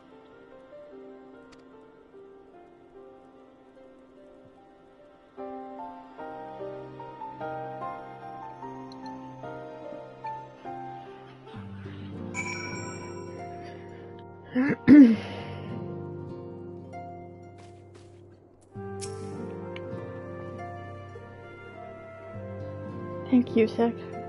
It is unfair of me to unburden myself in this matter, time after time, but I am glad that you permit me, nonetheless. You are my true friend and ally. Though not all of our fellow Saints will support our stance on Estinian, I have faith that we will win them over in due course. That is the infectious power of hope. Right, that is quite enough solemn introspection for one night. I think we would both benefit from some time in company of Tataru. She stays for us for 10 minutes, for let us not keep her waiting any longer.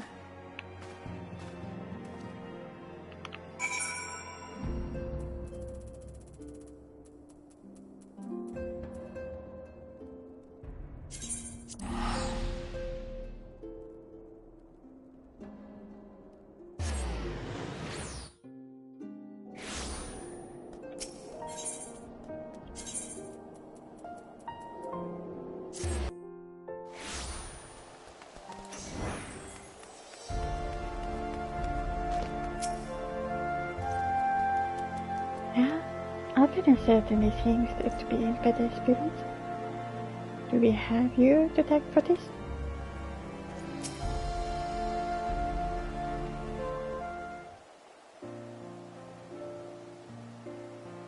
Yet again we walk on all too familiar path. I am reminded of when we first came to this manor. Lost and uncertain, we were granted succor in our hour of need. We were saved. And now it is our turn to return to favor. Hear. Let no one say that sires do not repay their debts. After all, what kind of people would we be if we forsook our friends? If we stopped looking for Ida and Papalymo, or if we gave up hope of bringing Minfilia back.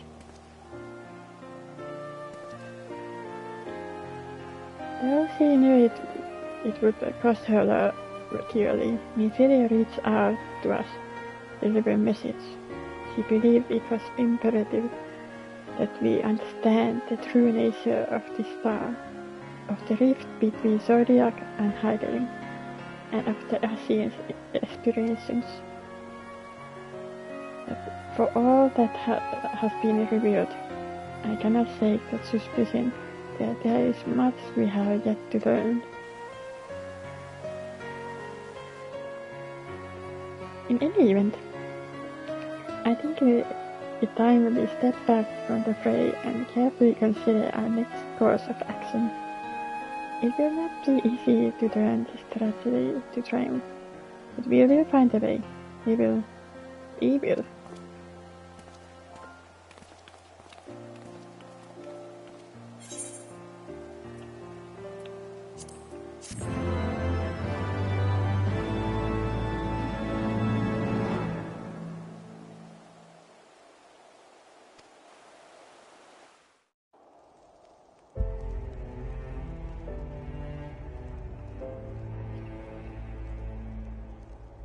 Of all the ways for it to end.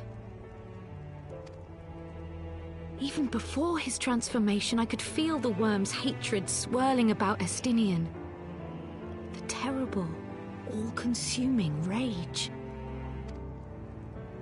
Enough to fuel a 1,000-year quest for vengeance. It was all I could do not to run away screaming. But Ishgardians, nay, all Eorzeans, are made of sterner stuff. They face danger and death on a daily basis, and understand what it takes to win a war. Think not too deeply on Master Matoya's words. Her intent was but to steal our resolve. That, and to remind us to look beyond these passing conflicts to trials greater still, to the truth which hides at the heart of this world. So that's your aim, is it? You disapprove? Not at all. I believe it's traditional for the student to follow in the footsteps of the master. And you are so very alike.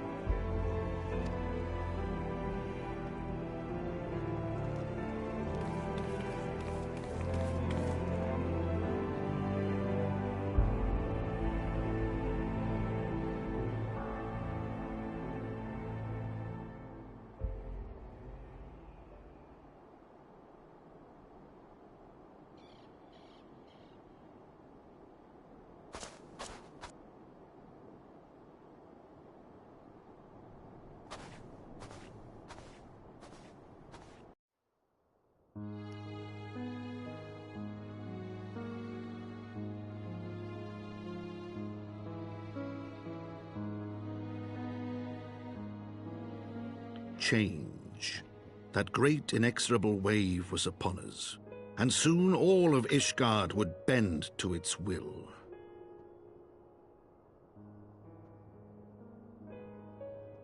For all our sins, for all our scars, the future for which we had long yearned was at last within our grasp.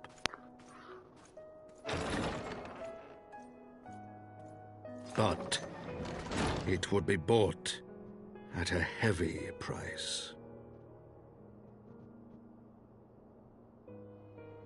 For in those twilight hours did Nidhogg cry out for vengeance, and his brethren raise their voices for the final chorus of the Dragon Song War.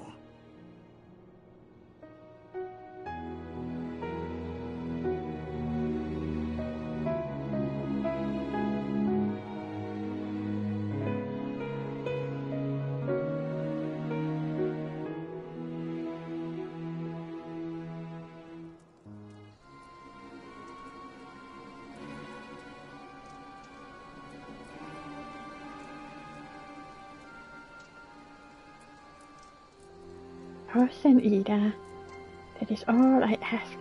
Do not be so eager to place your faith in them. Not till they... I best go fast.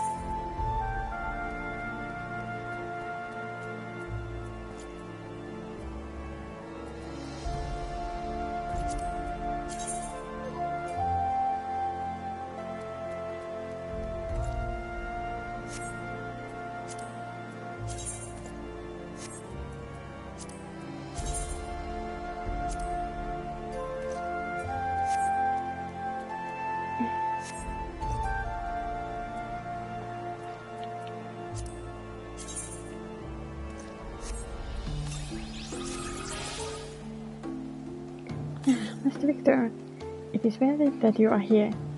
You are wanted within. I believe Master Alfinur wishes word with you.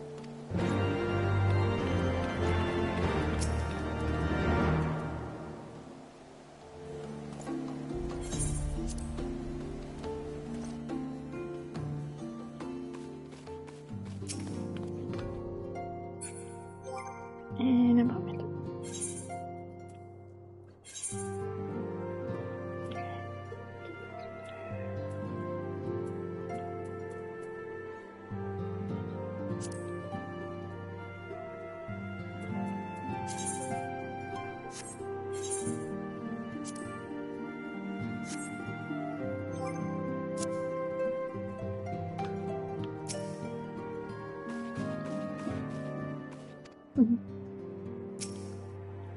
Too close.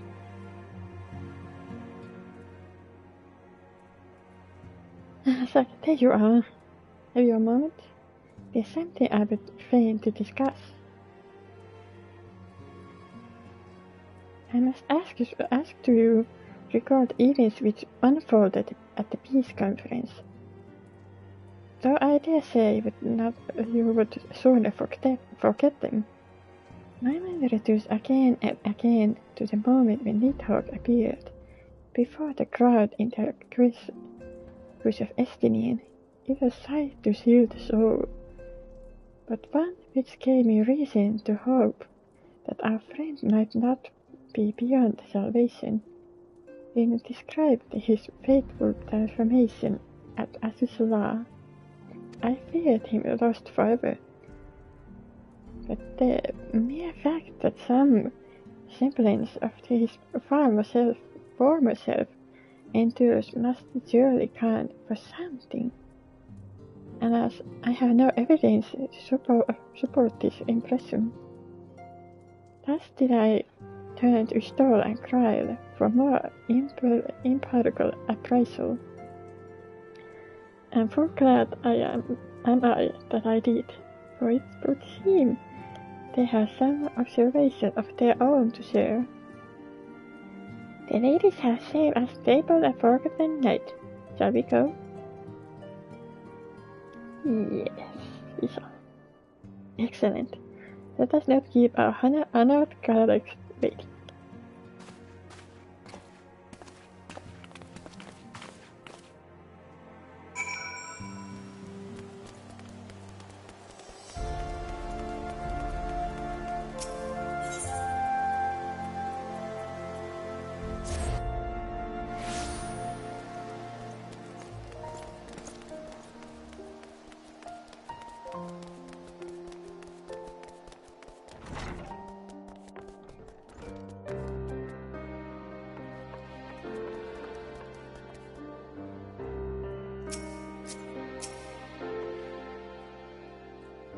The named establishment at this service, remarkably few of its patrons seem inclined to drink their way to oblivion.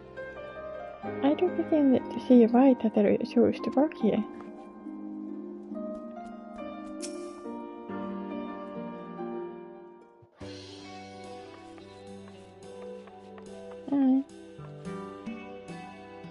We have kept you waiting over long, I fear. Not to worry, Alphino. We had some rather fine mulled wine to keep us company. Truth be told, you could have delayed your arrival a few moments more. Gibrion got the spicing just right this time. His latest batch is not only delicious and warming, but soothing to the humours. Indeed. But 'twas not to soothe our humours that we gathered here. Ah, no, quite right. The matter of that poor dragoon. You have discovered something. A means to save him? Let us not jump to conclusions, shall we? Assess the facts presented, then make an educated analysis, as you were taught.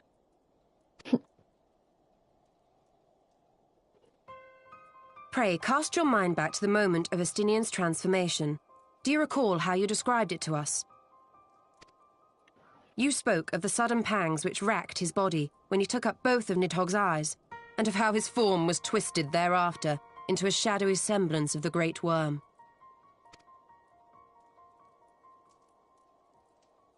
When he appeared at Falcon's Nest, the worm's eyes were fused to his mail. Would that only his armour had been corrupted. Snaking forth from the eyes, I descried dark tendrils which entangled his very being. His ether has been all but smothered. Then he is lost to us forever? What did I just say about jumping to conclusions?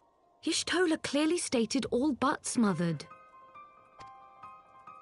As I later discovered, her impression matched my own. Though Nidhogg's presence filled my mind's eye, beneath his seething aura, I sensed the merest hint of something else. And after listening to Y'shtola's observations, I became more certain of my suspicion that the something else I had sensed was, in fact, the trace of a different will, submerged in the sea of Nidhogg's rage. You mean? Yes, 'tis like that Estinian spirit yet lingers. Can we not wrest him from Nidhogg's grasp, then? Tear the eyes from the armor? We know not if that would serve to separate Worm's soul from man's. None have ever attempted such a feat. Should it offer even the faintest hope of success, then by the gods, I shall be the first to try. Alphino. By all means, hold fast to your hope, but be mindful of the dangers. Even should you succeed in excising the eyes from the Dragoon's mail, we have no way of knowing if your friend's soul would survive so violent a separation. And that is to say nothing of the possibility that his would-be saviour might become Nidhogg's next host. But what other choice remains to us?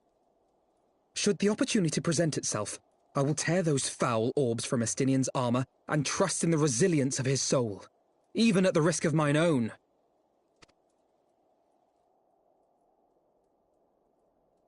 Ah! I found you at last!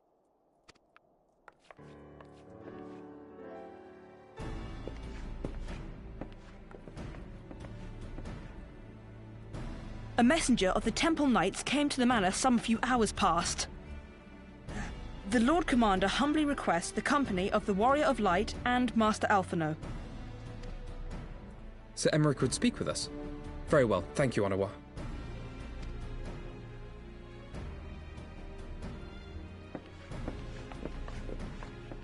'Twould seem duty calls. Pray see to yours, and we shall return to ours. Thank you, Y'shtola, Kryl. Your words have given me hope where there was none. Come then, Sir Emmerich awaits.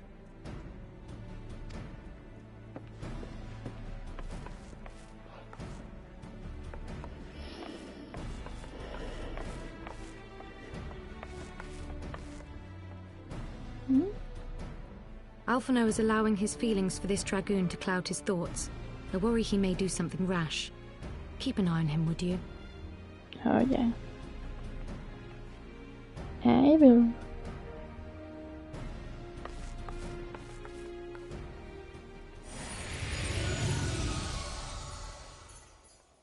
They think more of their friends' deliverance than their foes' defeat. But will history commend their fealty or condemn their folly?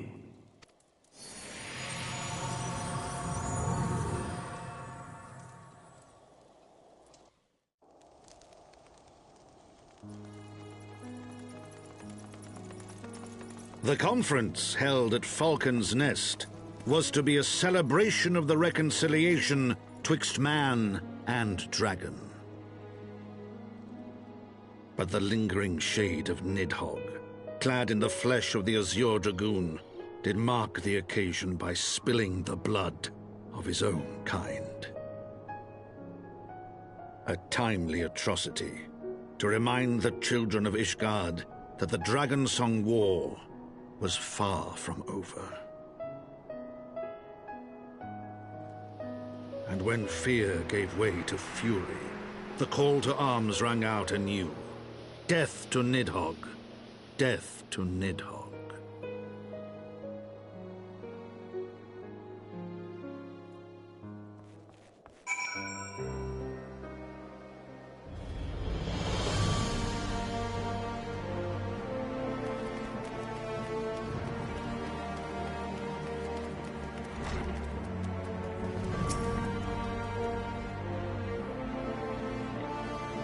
Has Emmerich ut to servitas, I wonder?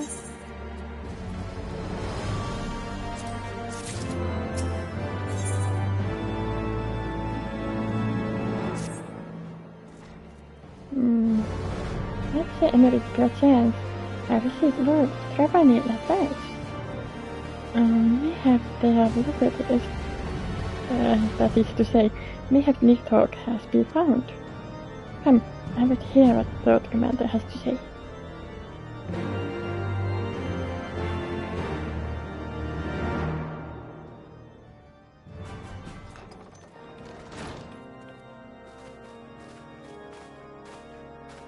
My friends, I thank you for coming. You have had news of Nidhogg? Alas not. Our scouts range far and wide, but they have as yet found no trace of the Great Worm. We dispatched an elite unit of dragoons to reconnoiter the churning mists, but even they returned empty-handed. A pity. Fear not, Alphino. We shall see the worm again soon enough. His words at Falcon's Nest attest to that. Indeed, he is like to come sooner than we would wish. I assume Ishgard's defenses are being bolstered as we speak? With all haste. I mean to call upon every able-bodied warrior at our disposal, from the Knights of the Four Houses to the men and women of the Watch. But I did not summon you to discuss strategy. What then would you have of us, my lord? I will speak plain. Now that Nidhogg is possessed of both of his eyes, no mortal force we can muster will repel him. That being the case, we must needs recruit an ally of equal strength.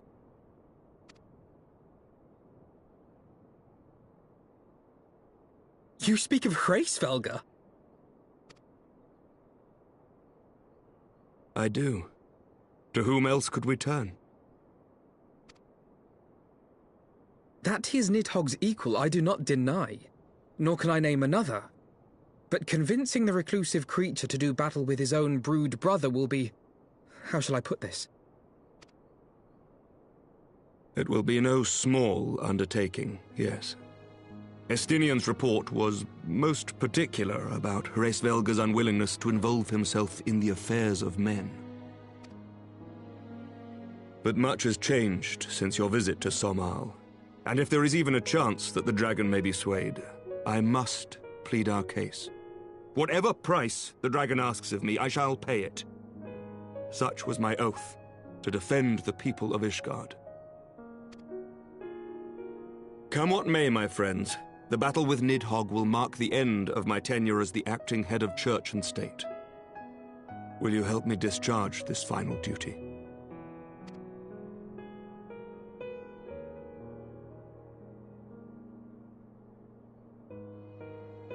We will, my lord, though I fear our involvement offers no guarantee of success. Come then, we will depart at your leisure. Thank you. Both of you. The city is yours, First Commander. My lord, we shall pray for your swift return.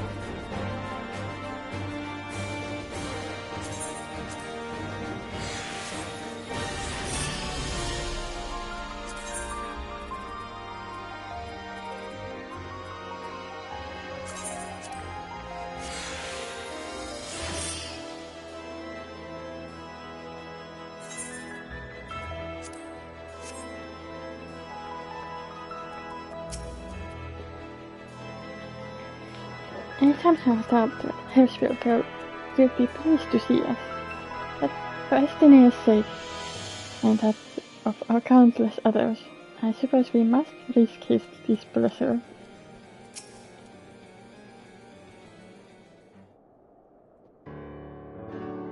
It grieves me to impose upon you in this manner, but you of all people understand the threat we now face.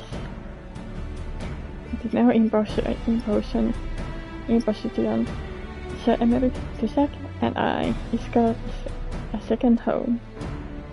After many battles we fought and the prize we have forged, the pride of your nation has become our own. If there is aught that we can do to aid in the salvation, then pray impose all you must. Yeah. You are true friends. Shall we be about our task then? We have no way of knowing the Nidhogg's shade will strike, but we must assume that the time is not our ally. Indeed, with that in mind, I have taken the liberty of dispatching a messenger to inform Mistress Tataru that you will be escorting me to Zone Owl. I confess I did not provide the exact details of our destination, as they are as yet unknown to me. We will summon Heavensward Zenith in the journey mist. Ere we begin our ascent, however, I think it's best to pay a visit to Annick's shrine. You said you seek advance in the coming negotiation. I do. I would consult with Vidofnir. I propose this in part out of concern for her condition. Were she to succumb to her wounds, it would have great consequences for our alliance. That apart, she may be able to provide insight into her sire's current state of mind. We have reason to try and Fräulein then.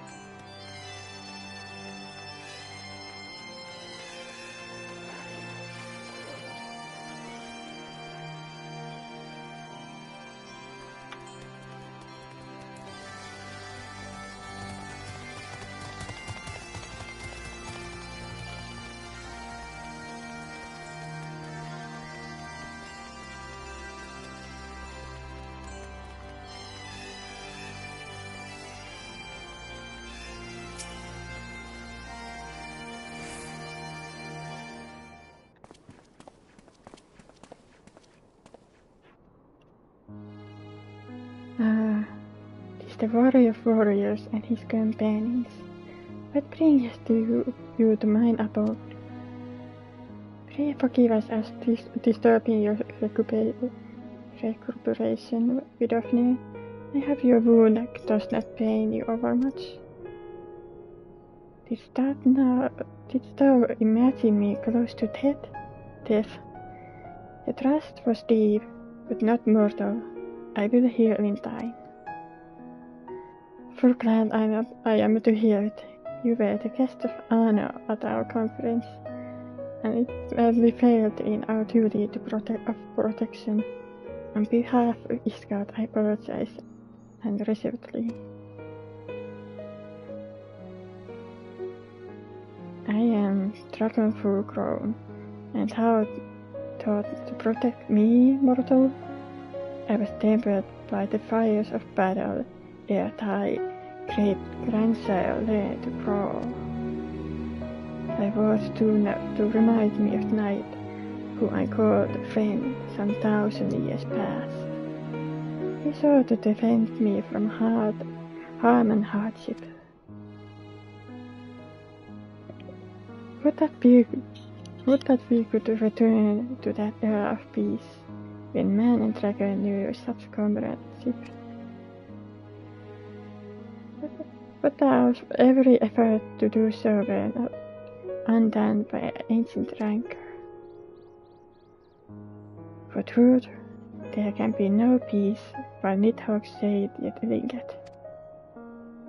That much is plain, yet we lack the strength to banish him. Thus do we make for some hour to beseech the aid of your sire once more. Folly, thou knowest as well as I how he will answer. Heavensward's heart remains unchanged then. A pity. But if it's folly to hope, I am content to die a fool.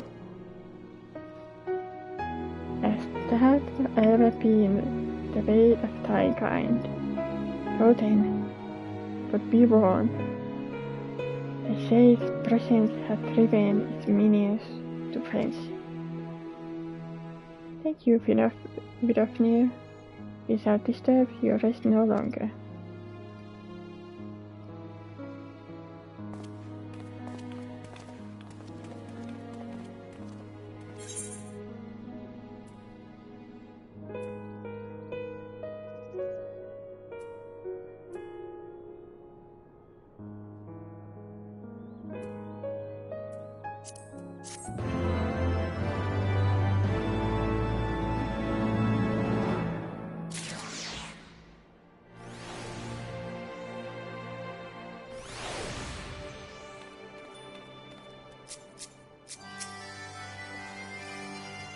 This report describes any strain in detail, but her words fail to convey the overwhelming strangeness of standing here in the denizens of dragons.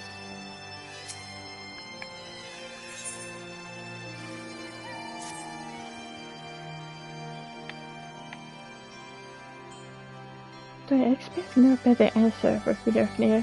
I take little pleasure from having been proven right, and seeing that our presence at Zenith will be every bit as welcome as I had anticipated. But what is the ire of the one great worm, the trio of the self-convinced fools such ourselves?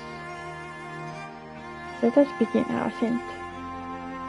After you, Master Absalom. Scout ahead if you wish, said. We shall join you outside Mockholm. Very good.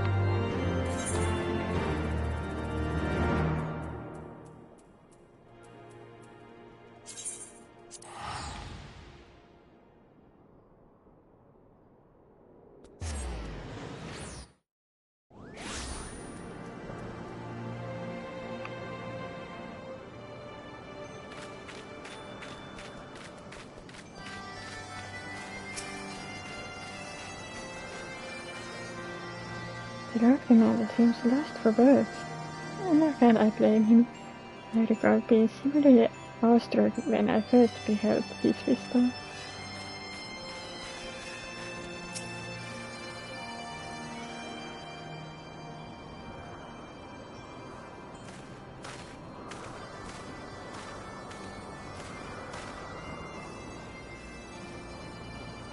I had heard tales of the world above the clouds, but never did I dream. One's mind paints the very picture of this majesty.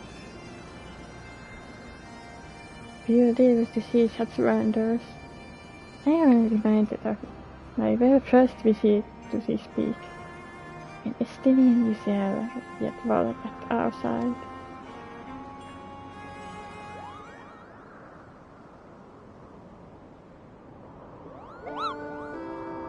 Oh, is that you, sir?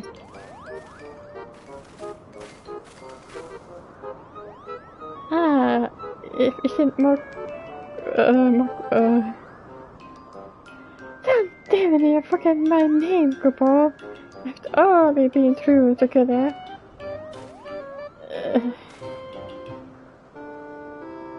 But at least you remember me, Jack. You do remember me, don't you, Jack?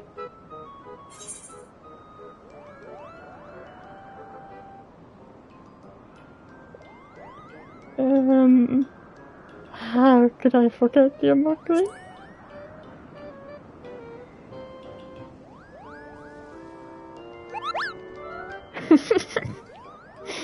How could you mistake me for that's our stuffed throw armor? I'm Markhan, the gorgeous Mughal who guided you to Zenith, Kupo.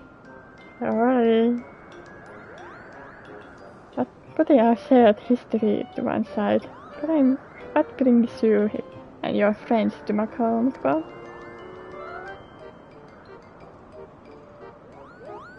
Another audience with old Heavensward. Yeah, I hope you brought the home, Kupo. With the winds as gentle as they are, the good loud toot should reach the great worms easily enough. That is good to hear, Mokhan. Thank you. We have best press on to Zenith, while the winds are in our favor.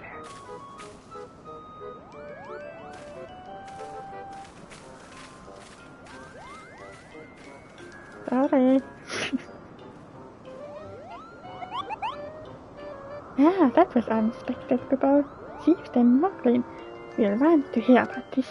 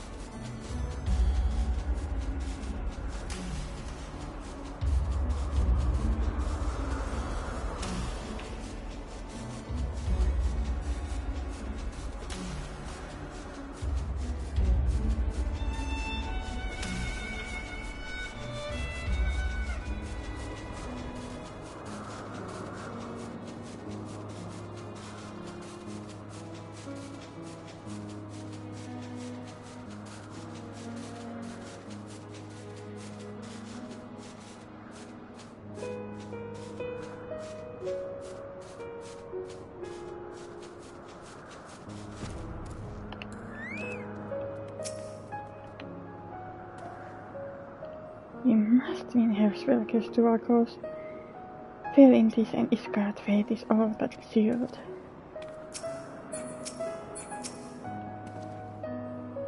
Face on the home, Zack. I will do it.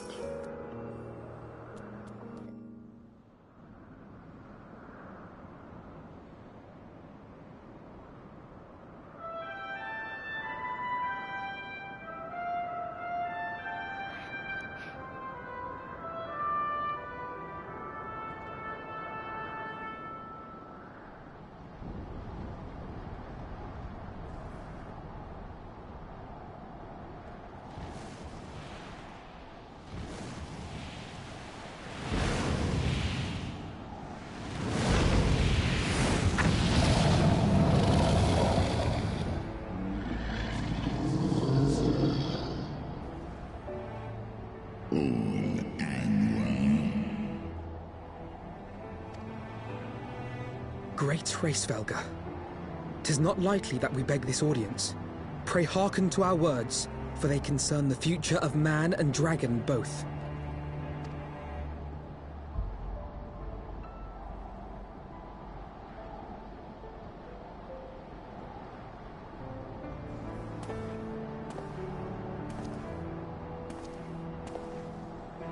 Greetings, Hraesvelga. I am Emeric de Burrell, acting ruler of the nation of Ishgard. I am come before you to parley on behalf of my people.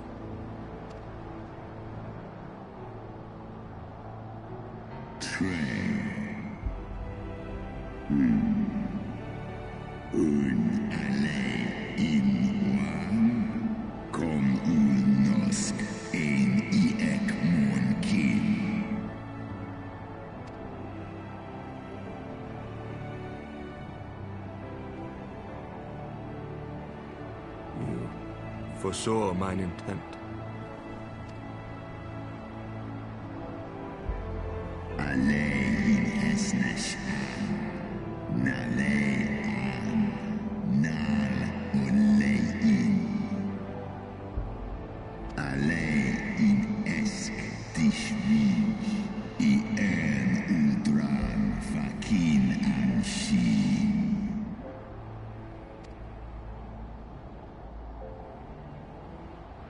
Lis ech nit ech casmon ikini. Lis nuan jas an es in. Salen mon anesh. Ndahai in.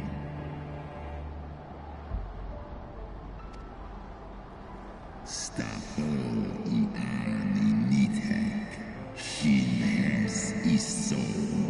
Al nuo fa is in an. Set osk kom I nit ech kin an. Nosk dei gan en.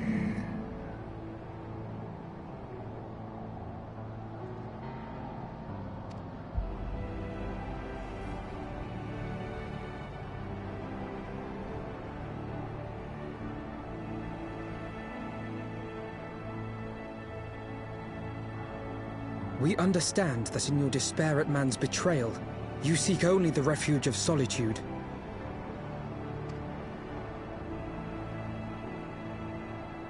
But despite your protestations of spent faith, do you not still nurture the smallest flame of hope?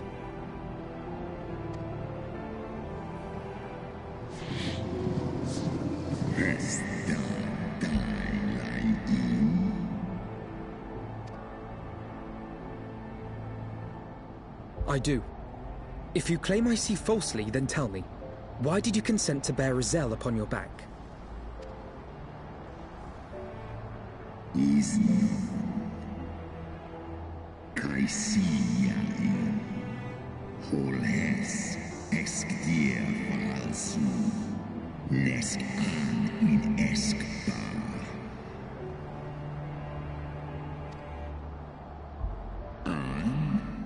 Snauhau us hesnech ikin en elan. So you do distinguish between those who acknowledge and repent their sins and those who perpetuate them. Interesting. It seems to me that you have not, in fact, lost faith in mankind as a whole. Rather, you weigh our respective merits by how we allow the past to influence our future. Snosk in letlai, Nalosk asisa. Egmon kin una en.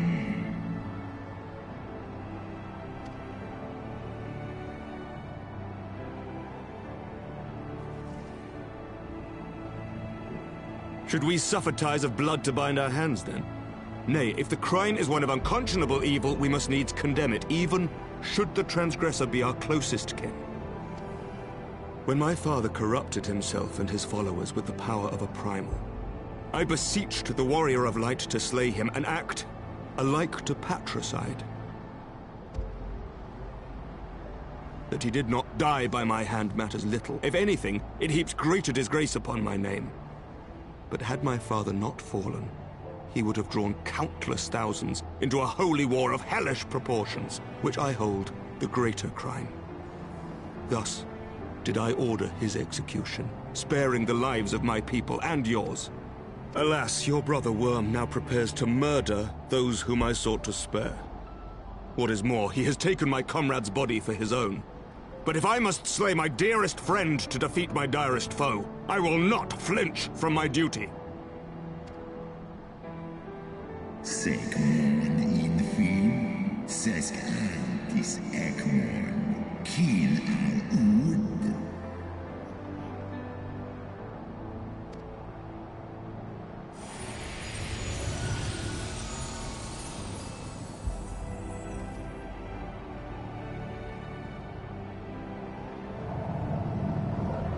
Sloskna, dyrkin illes, kolhes na inish, draor in.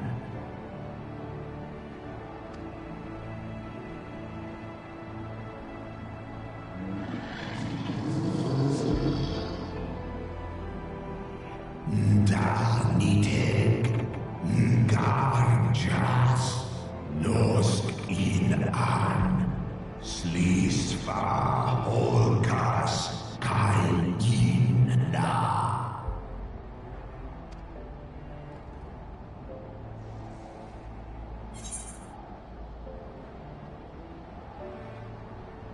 While the state of Vincent's remains, the future will ever be uncertain.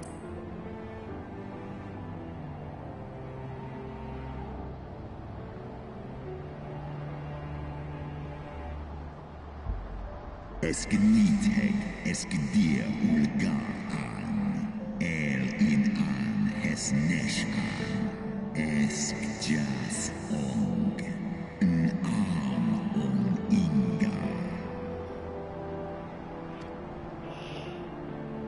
Al in on water, smahes in an. Sway in Ratatoska this die an. Slosk kin.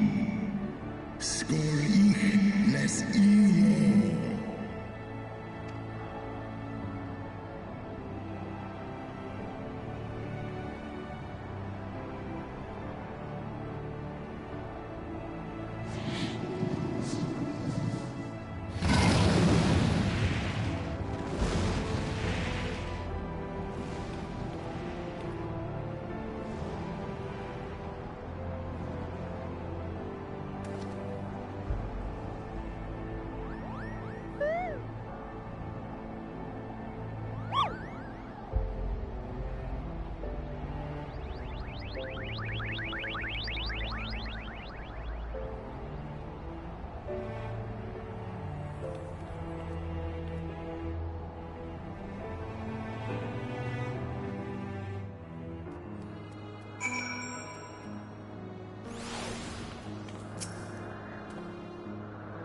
Another day, another trial.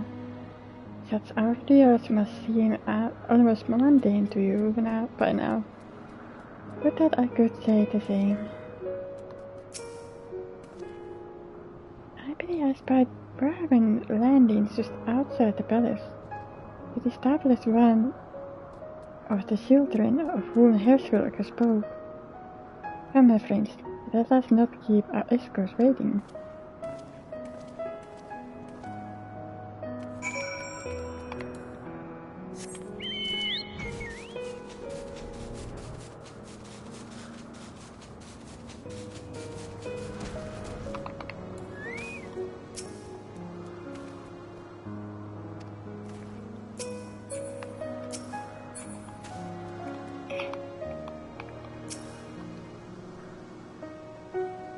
True maids, and I will bear you to the place of your trial. Make your preparations.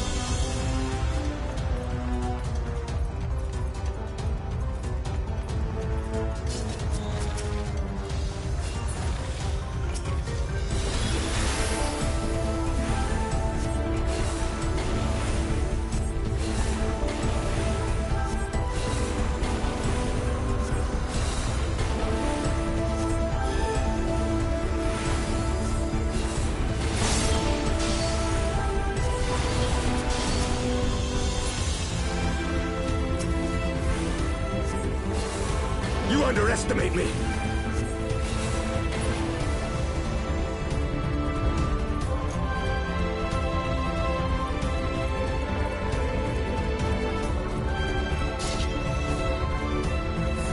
Focus. Release!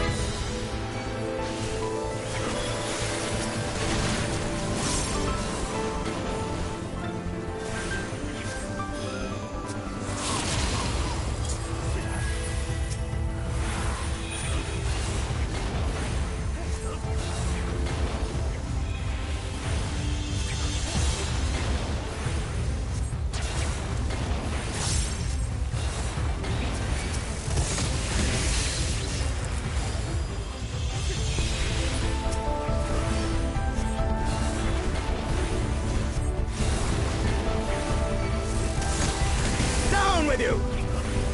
Away with you!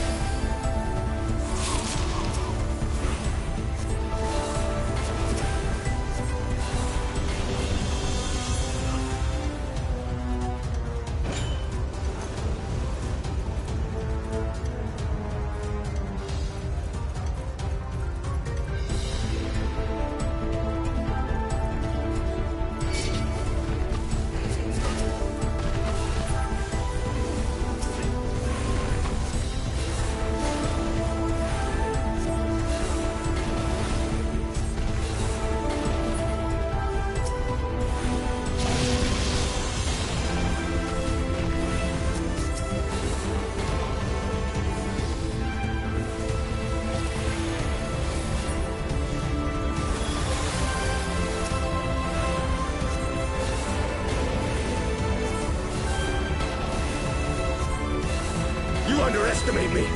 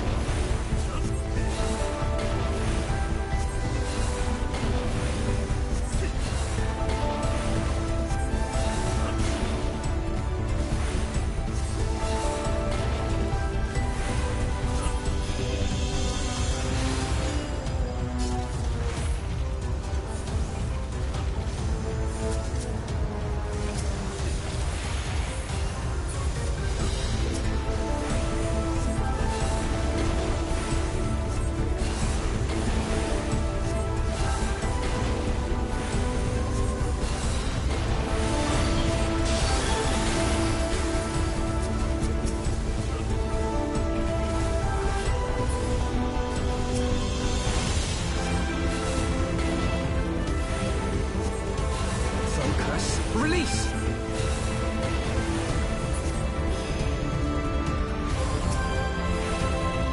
You underestimate me!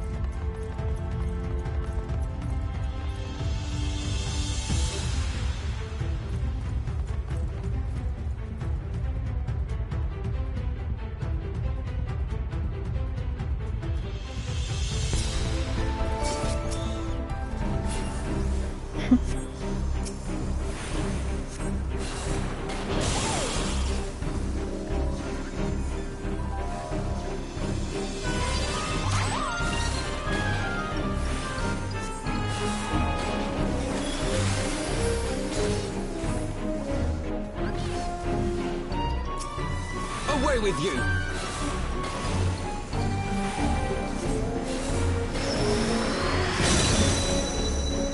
Down with you!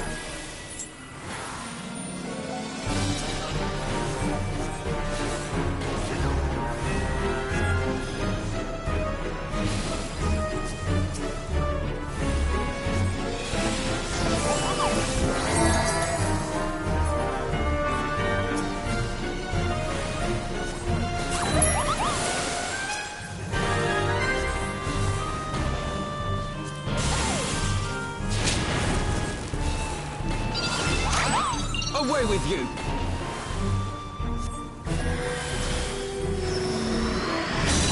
You underestimate me!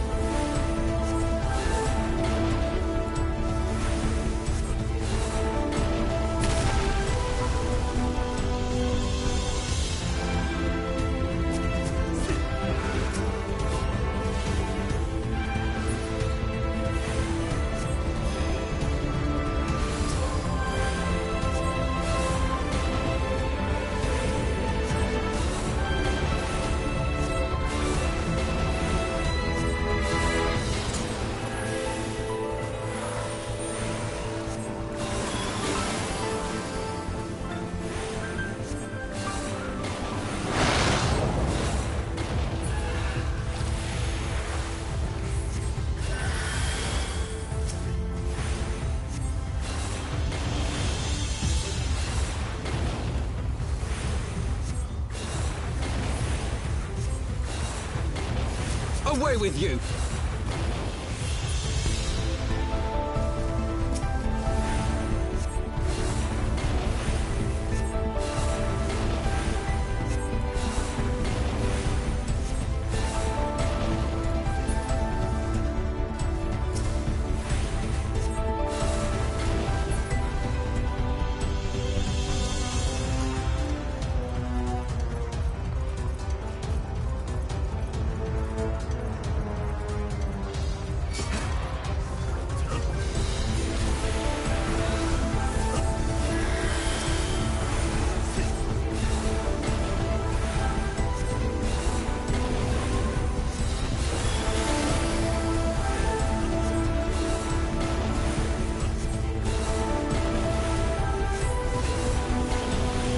You underestimate me!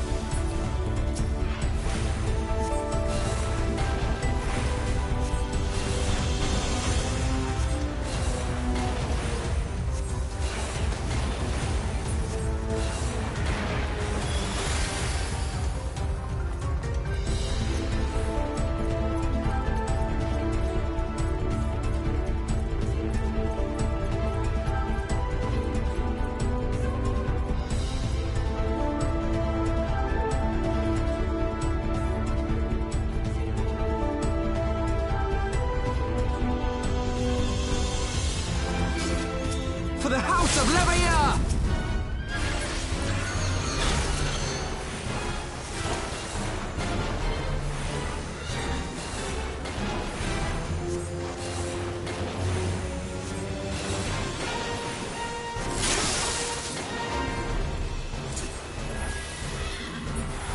Away with you!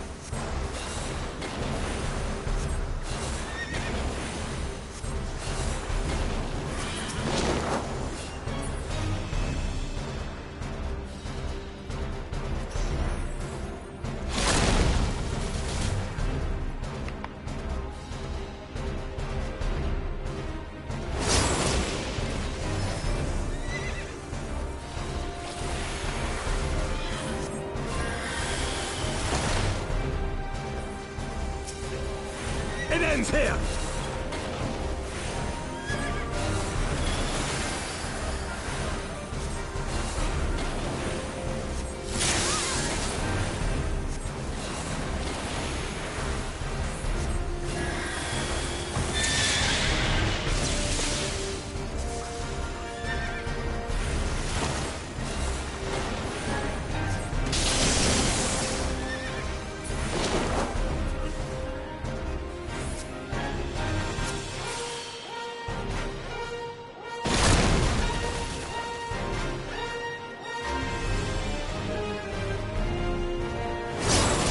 My pride.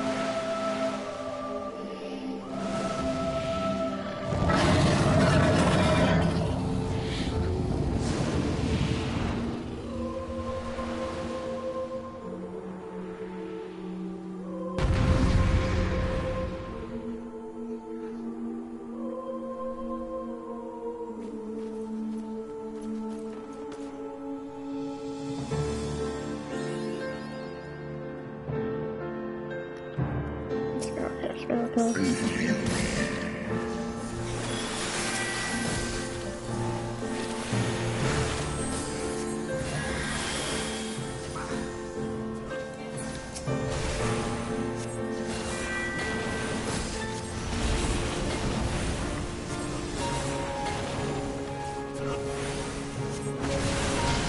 Away with you!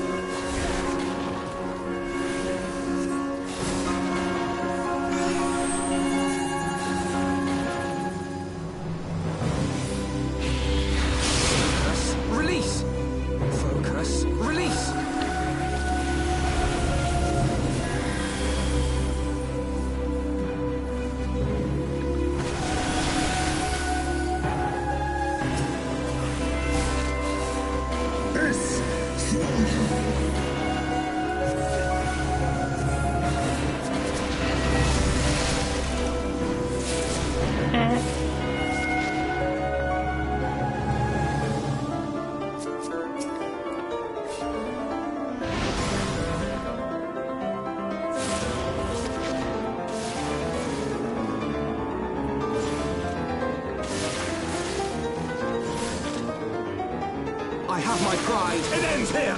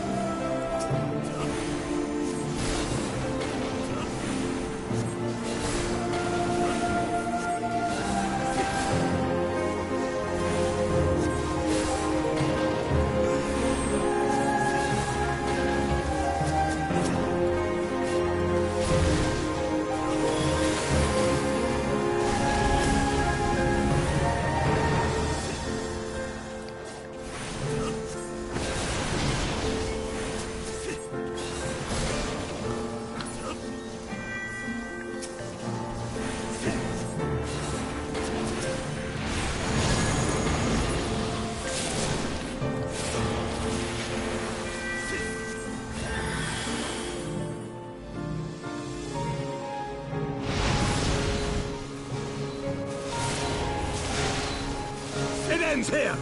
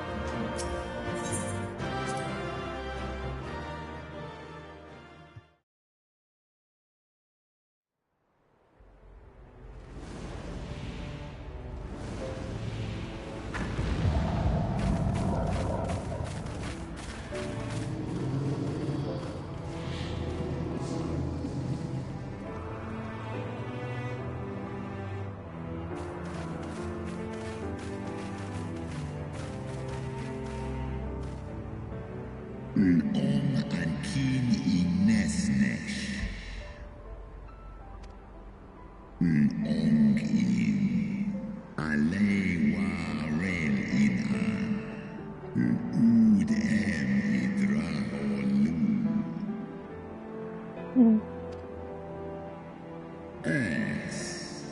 Sis en sleaze like K1. Oda.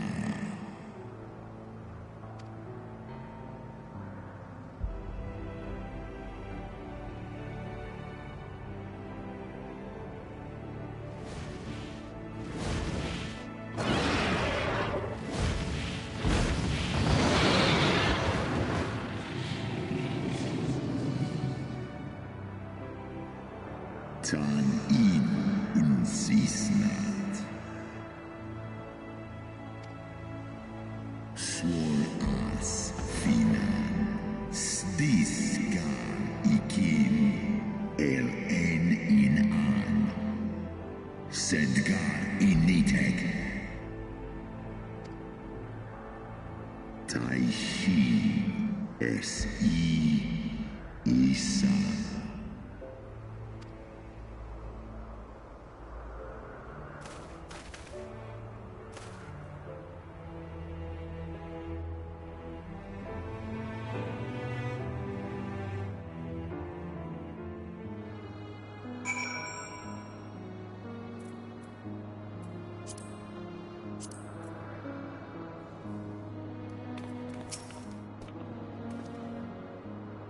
This time I have fought the minions of Nidhogg, but never did I imagine that I would one day face Heavensward himself.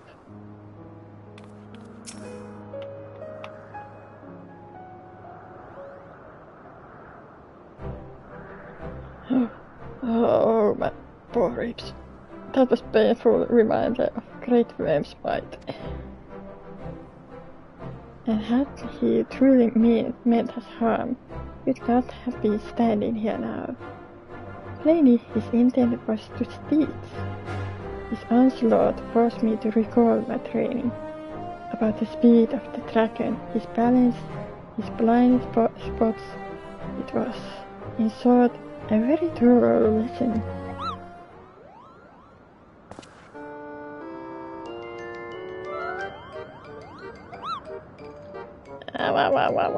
Good boy. So let me begin congratulating you on the completion of your trial. For one with the name more befitting a gesture, you fight with the savage of rabbit demon. You see how my wings are kings? Even my bomb aches. After this dropping, I feel my loyal subjects will have to bear the load of my personal sorrows for quite some time ago. Possibly infinitely.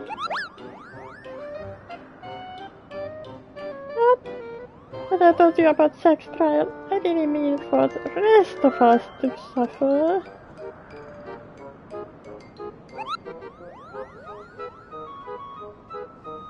That's triple shift for you, Makan.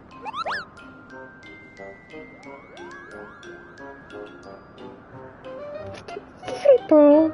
That's not fair. There's no justice, Kubo. None at all.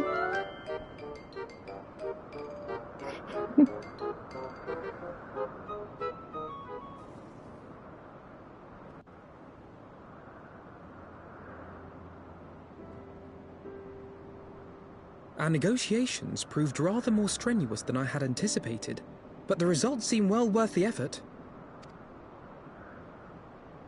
The battle was indeed hard won. Thank you, my friends. I would never have earned Hraesvelga's cooperation had you not seen fit to grant me yours. 'Twas your stalwart heroism that moved the heart of the Great Worm at the last. Any gratitude I can offer is but poor reward for your continued service to Ishgard.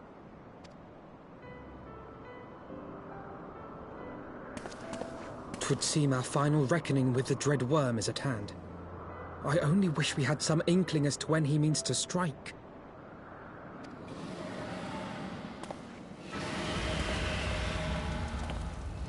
Speaking of. Oh, God.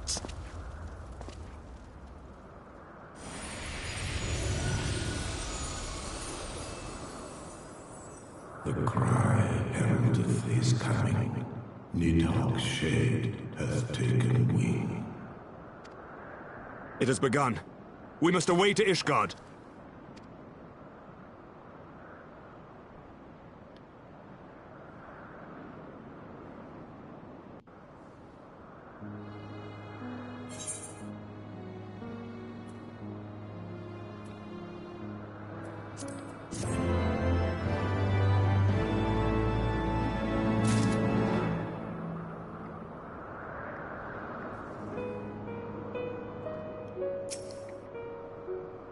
If we are not too late.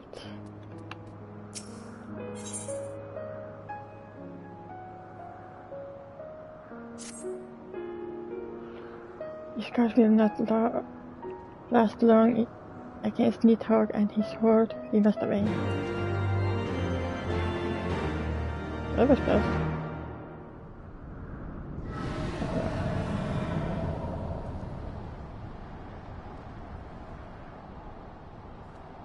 Heavensward.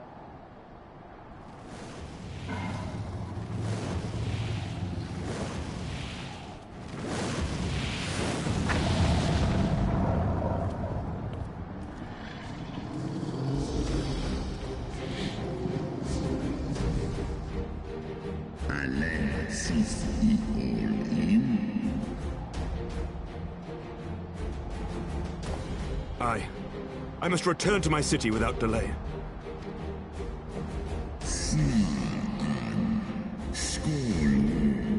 Ses Niteg, Sen Iga.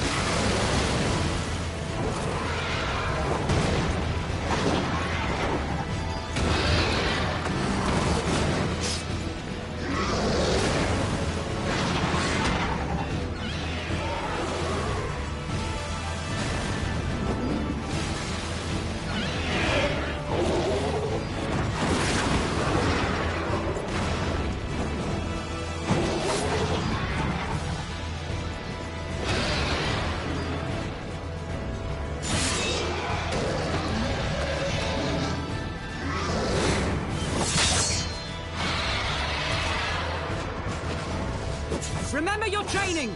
We hold fast until the Lord Commander returns.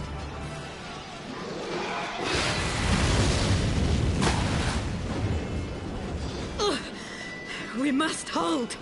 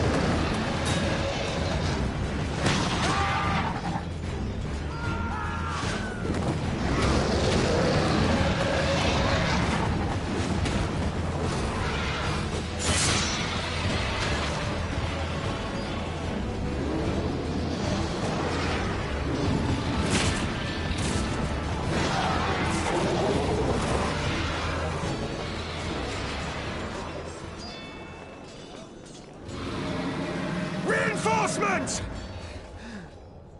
By the Fury, that one is the size of Nidhogg.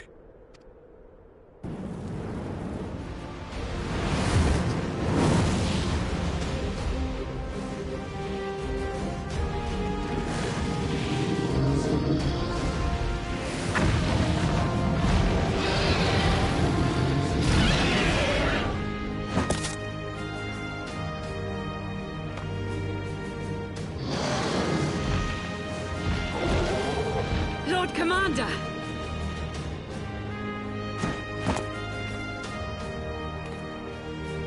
You are late, Warrior of Light.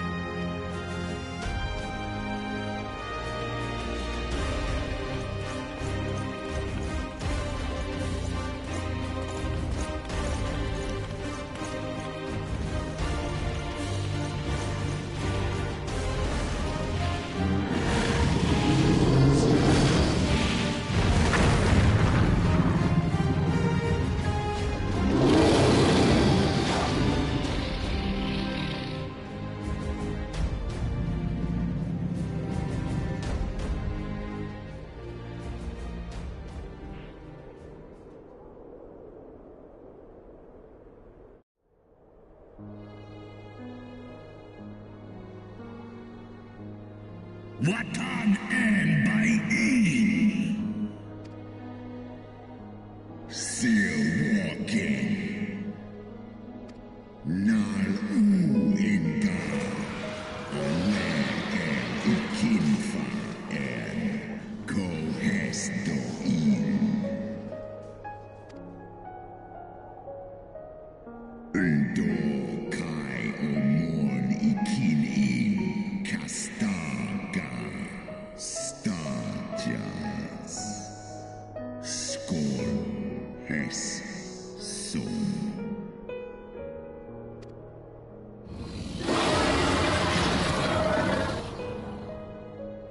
Orsknik in, eskja in wan i he. Dolun hikin hern esh.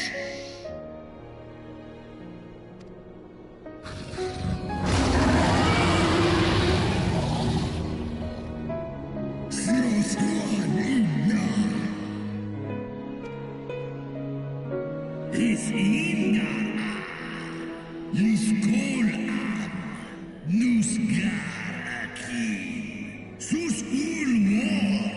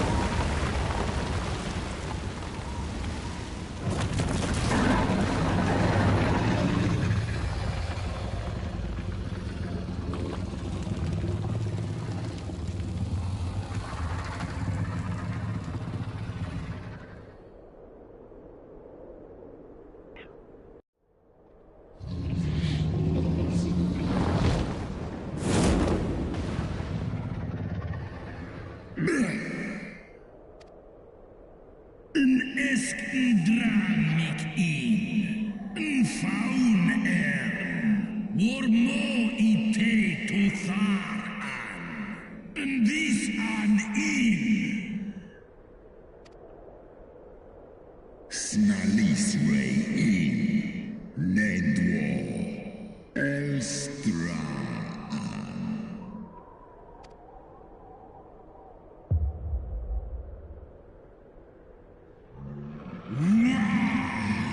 In Heavensward.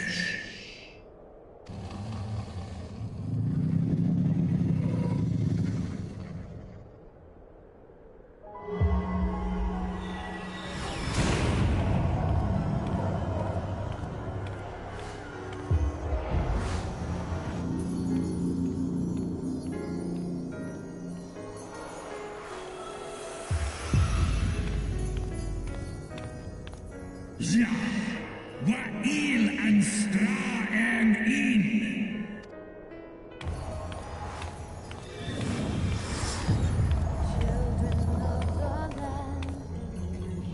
Alle in kom alles in. Dis alf I an in. Sal jas an.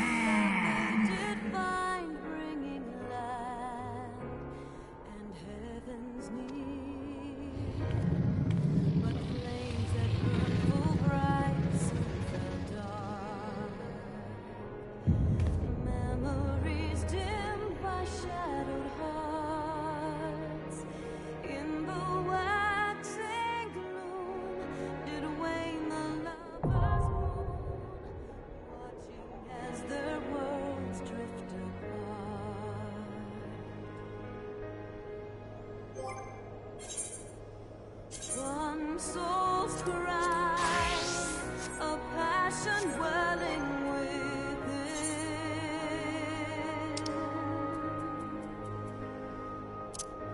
Sacrifice,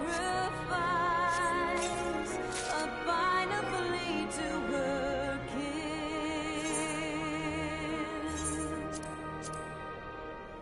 Yet this bond of hope by treachery was broke, scattering her words to the wind.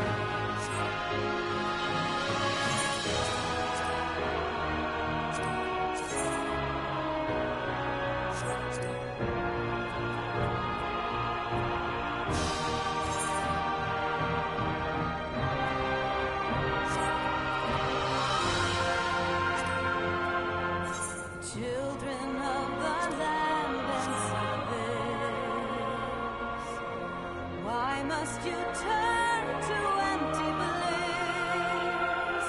Tell me why break trust? Why turn the past to dust? Seeking solace in the abyss.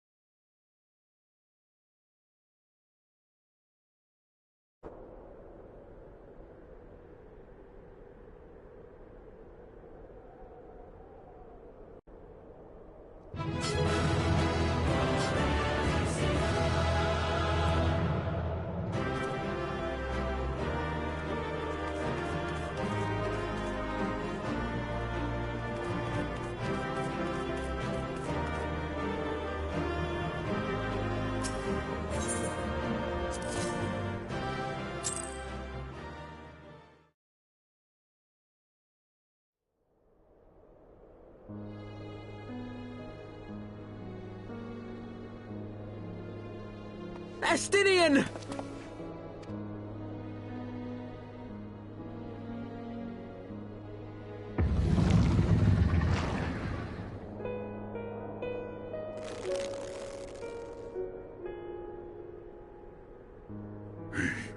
Is this to be mine end?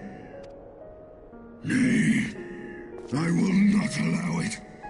I am of the first brood. I am vengeance incarnate. I am Nidhogg.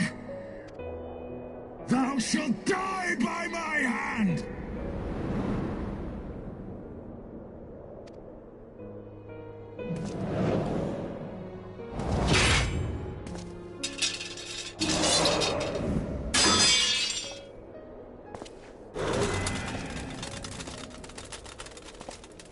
This is not your hand, worm!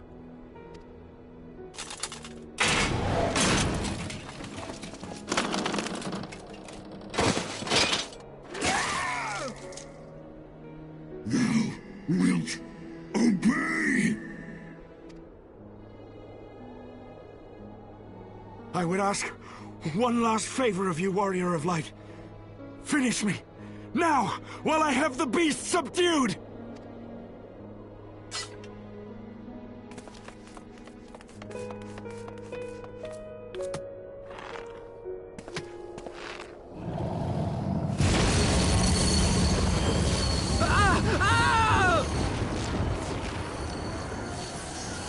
You waste your time. Kill me! It is the only way! Ending Nidhogg will be my final duty! No! You can't die like this! I won't let you!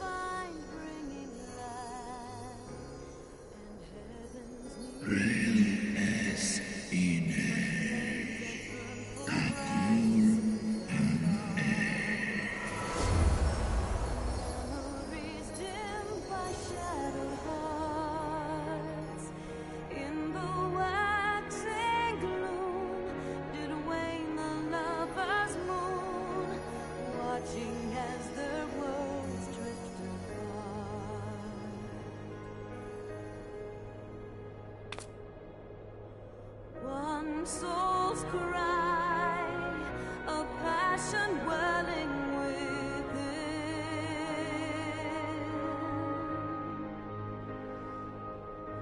Sacrifice, a final plea to her king. The eyes! Cast them into the abyss! Yet this bond of hope, my treachery was broke, scattering her words to the wind.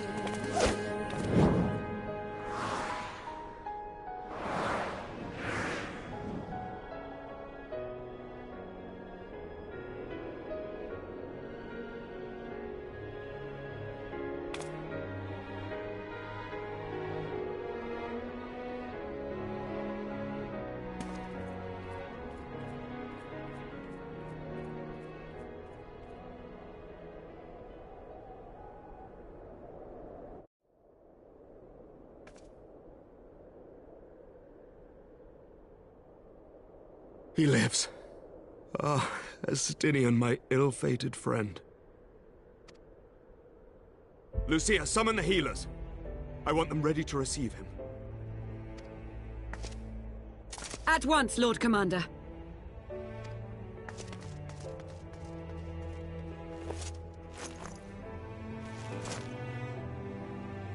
Allow me to do this much, at least.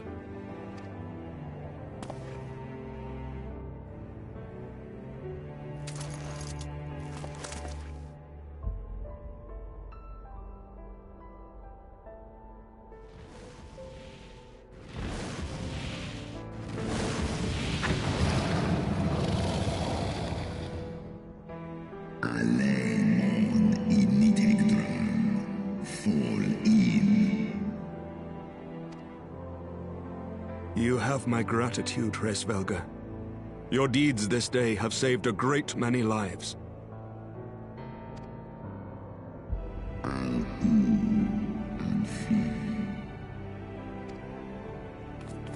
Ustra udin instra reo.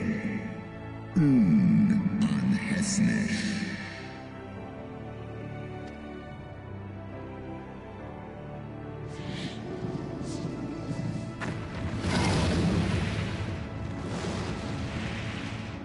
One in nesk ik an. Keifta.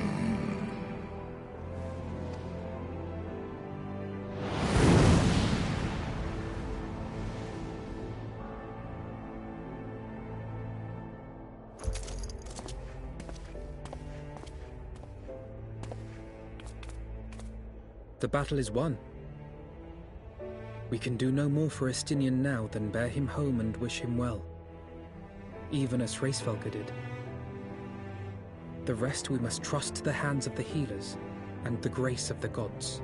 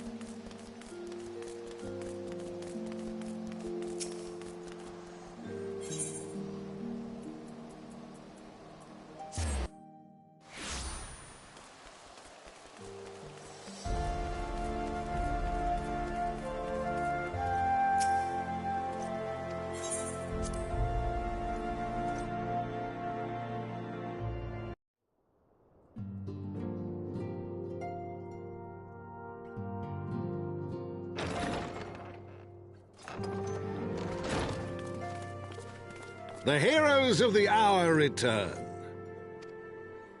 We but did our duty, my lord. It was the memories of fallen friends and not our heroism which saw us through at the last.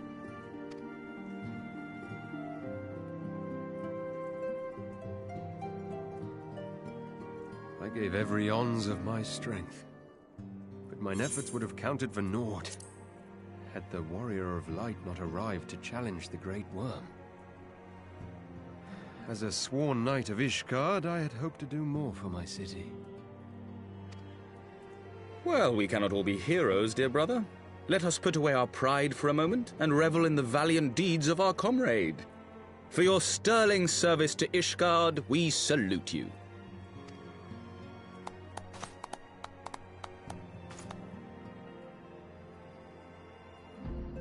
And while we're on the subject of valiant deeds, I believe I myself have earned some small measure of recognition. Under my watchful command, the ballistas of the Outer Ward struck down a veritable swarm of Dravanian invaders. My lord's command was certainly watchful. He bravely watched as the siege crews took aim, and continued to watch as countless wyverns met their end. Indeed, the ward's defenders proved so well drilled that my lord had little occasion to stop watching.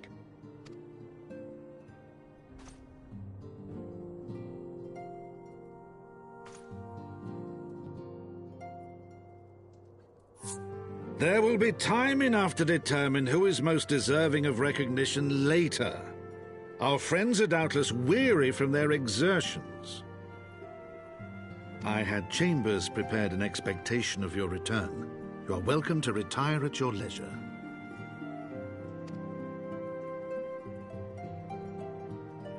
I am most grateful for your hospitality, my lord, but I believe I shall pay a visit to the Temple Knight's Infirmary.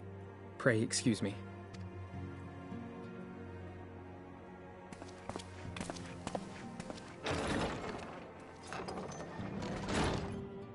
Our Master Alphinaud has grown. The plight of his stricken brother-in-arms pains him more than his own hurts.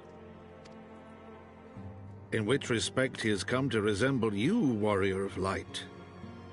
Go then, visit the Azure Dragoon, and grant him what comfort you may.